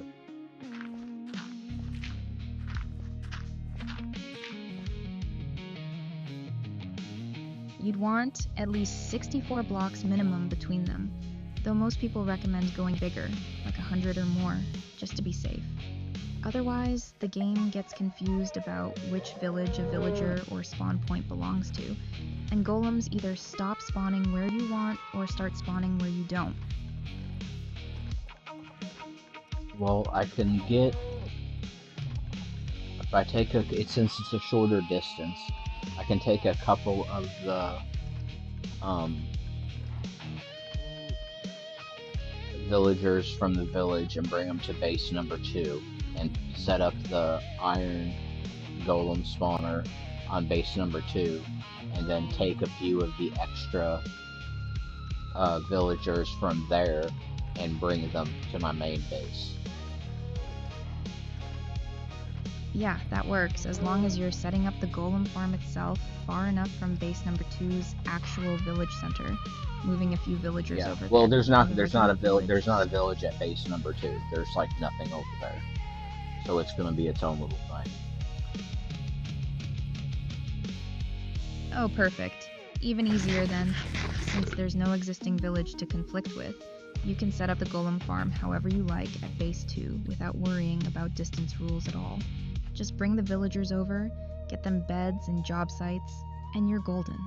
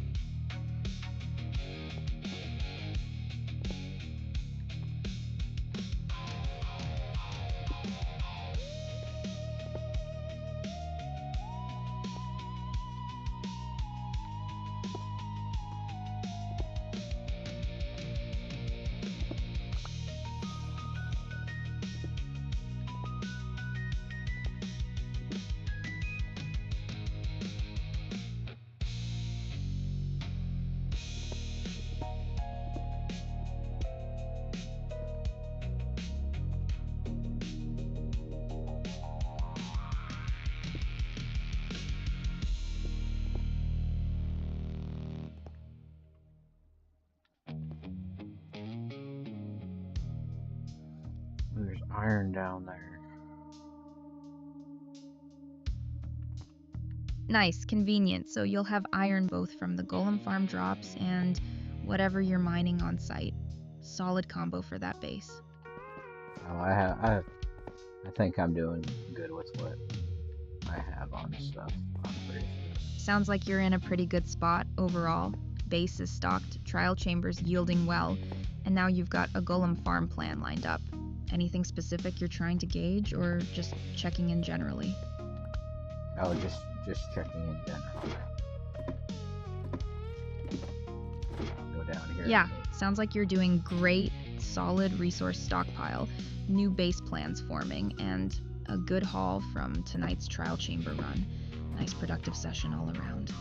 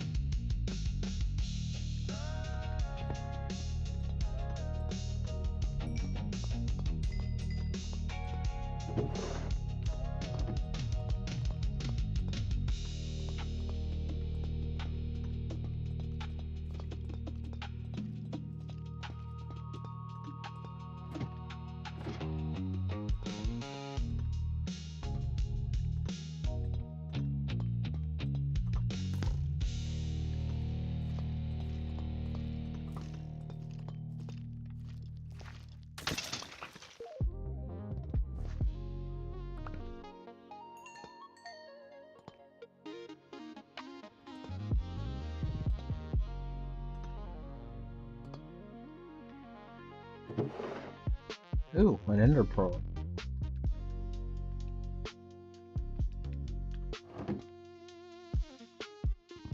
What happened? Did something drop or glitch? Oh, I found an ender pearl. Nice, those are great to have. Useful for teleporting short distances or eventually crafting Eyes of Ender for locating a stronghold.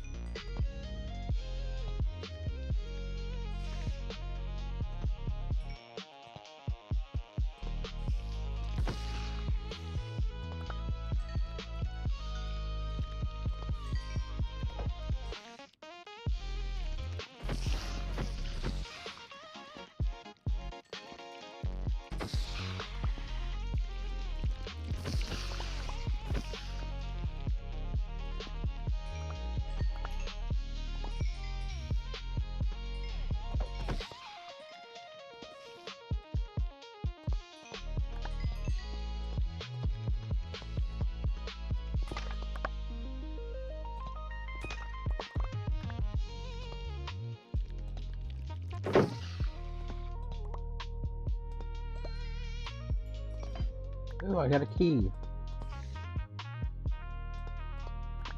Nice, finally, a trial key. That'll get you into that vault back at the chamber. Well, there's one in here. Is there different colored ones for different things? This one looked like it was like copper or something.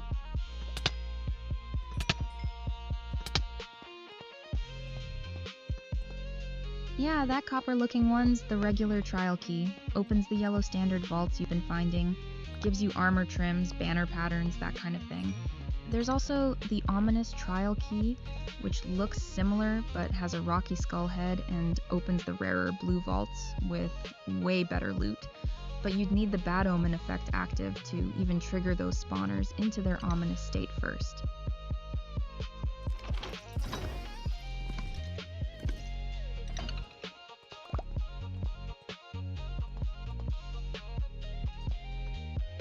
Okay, the vault gave me, let's say I got an iron chest plate. Yeah, kind of honestly. Huh, yeah, a little underwhelming after all that build-up for the vault. Standard vaults can definitely be a mixed bag. Sometimes it's armor trims or cool banner patterns. Other times just base gear like that.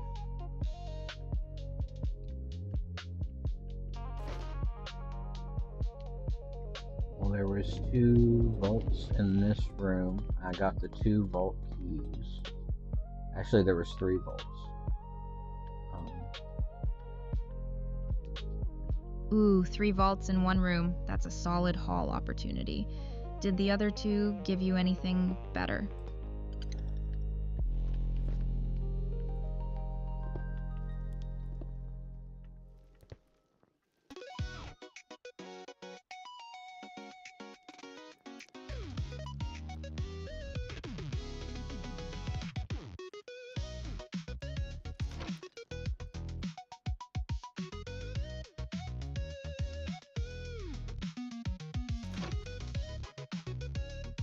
Oh, this other one is for, it's a blue vault thing, so it's for the other one. Ah, that tracks then. That one you can't open yet. That's the ominous vault. You'd need an ominous trial key from an ominous spawner instead of your regular trial key. Worth remembering its location for later once you get your... I got 2 honey bottles, 13 poison arrows, a bamboo hanging sign, and a golden apple out of that other one. Nice. That's a solid mixed haul, especially the golden apple. Always good to stockpile those for emergencies or breeding. The poison arrows are a fun bonus too, if you ever want to flip that damage back on mobs.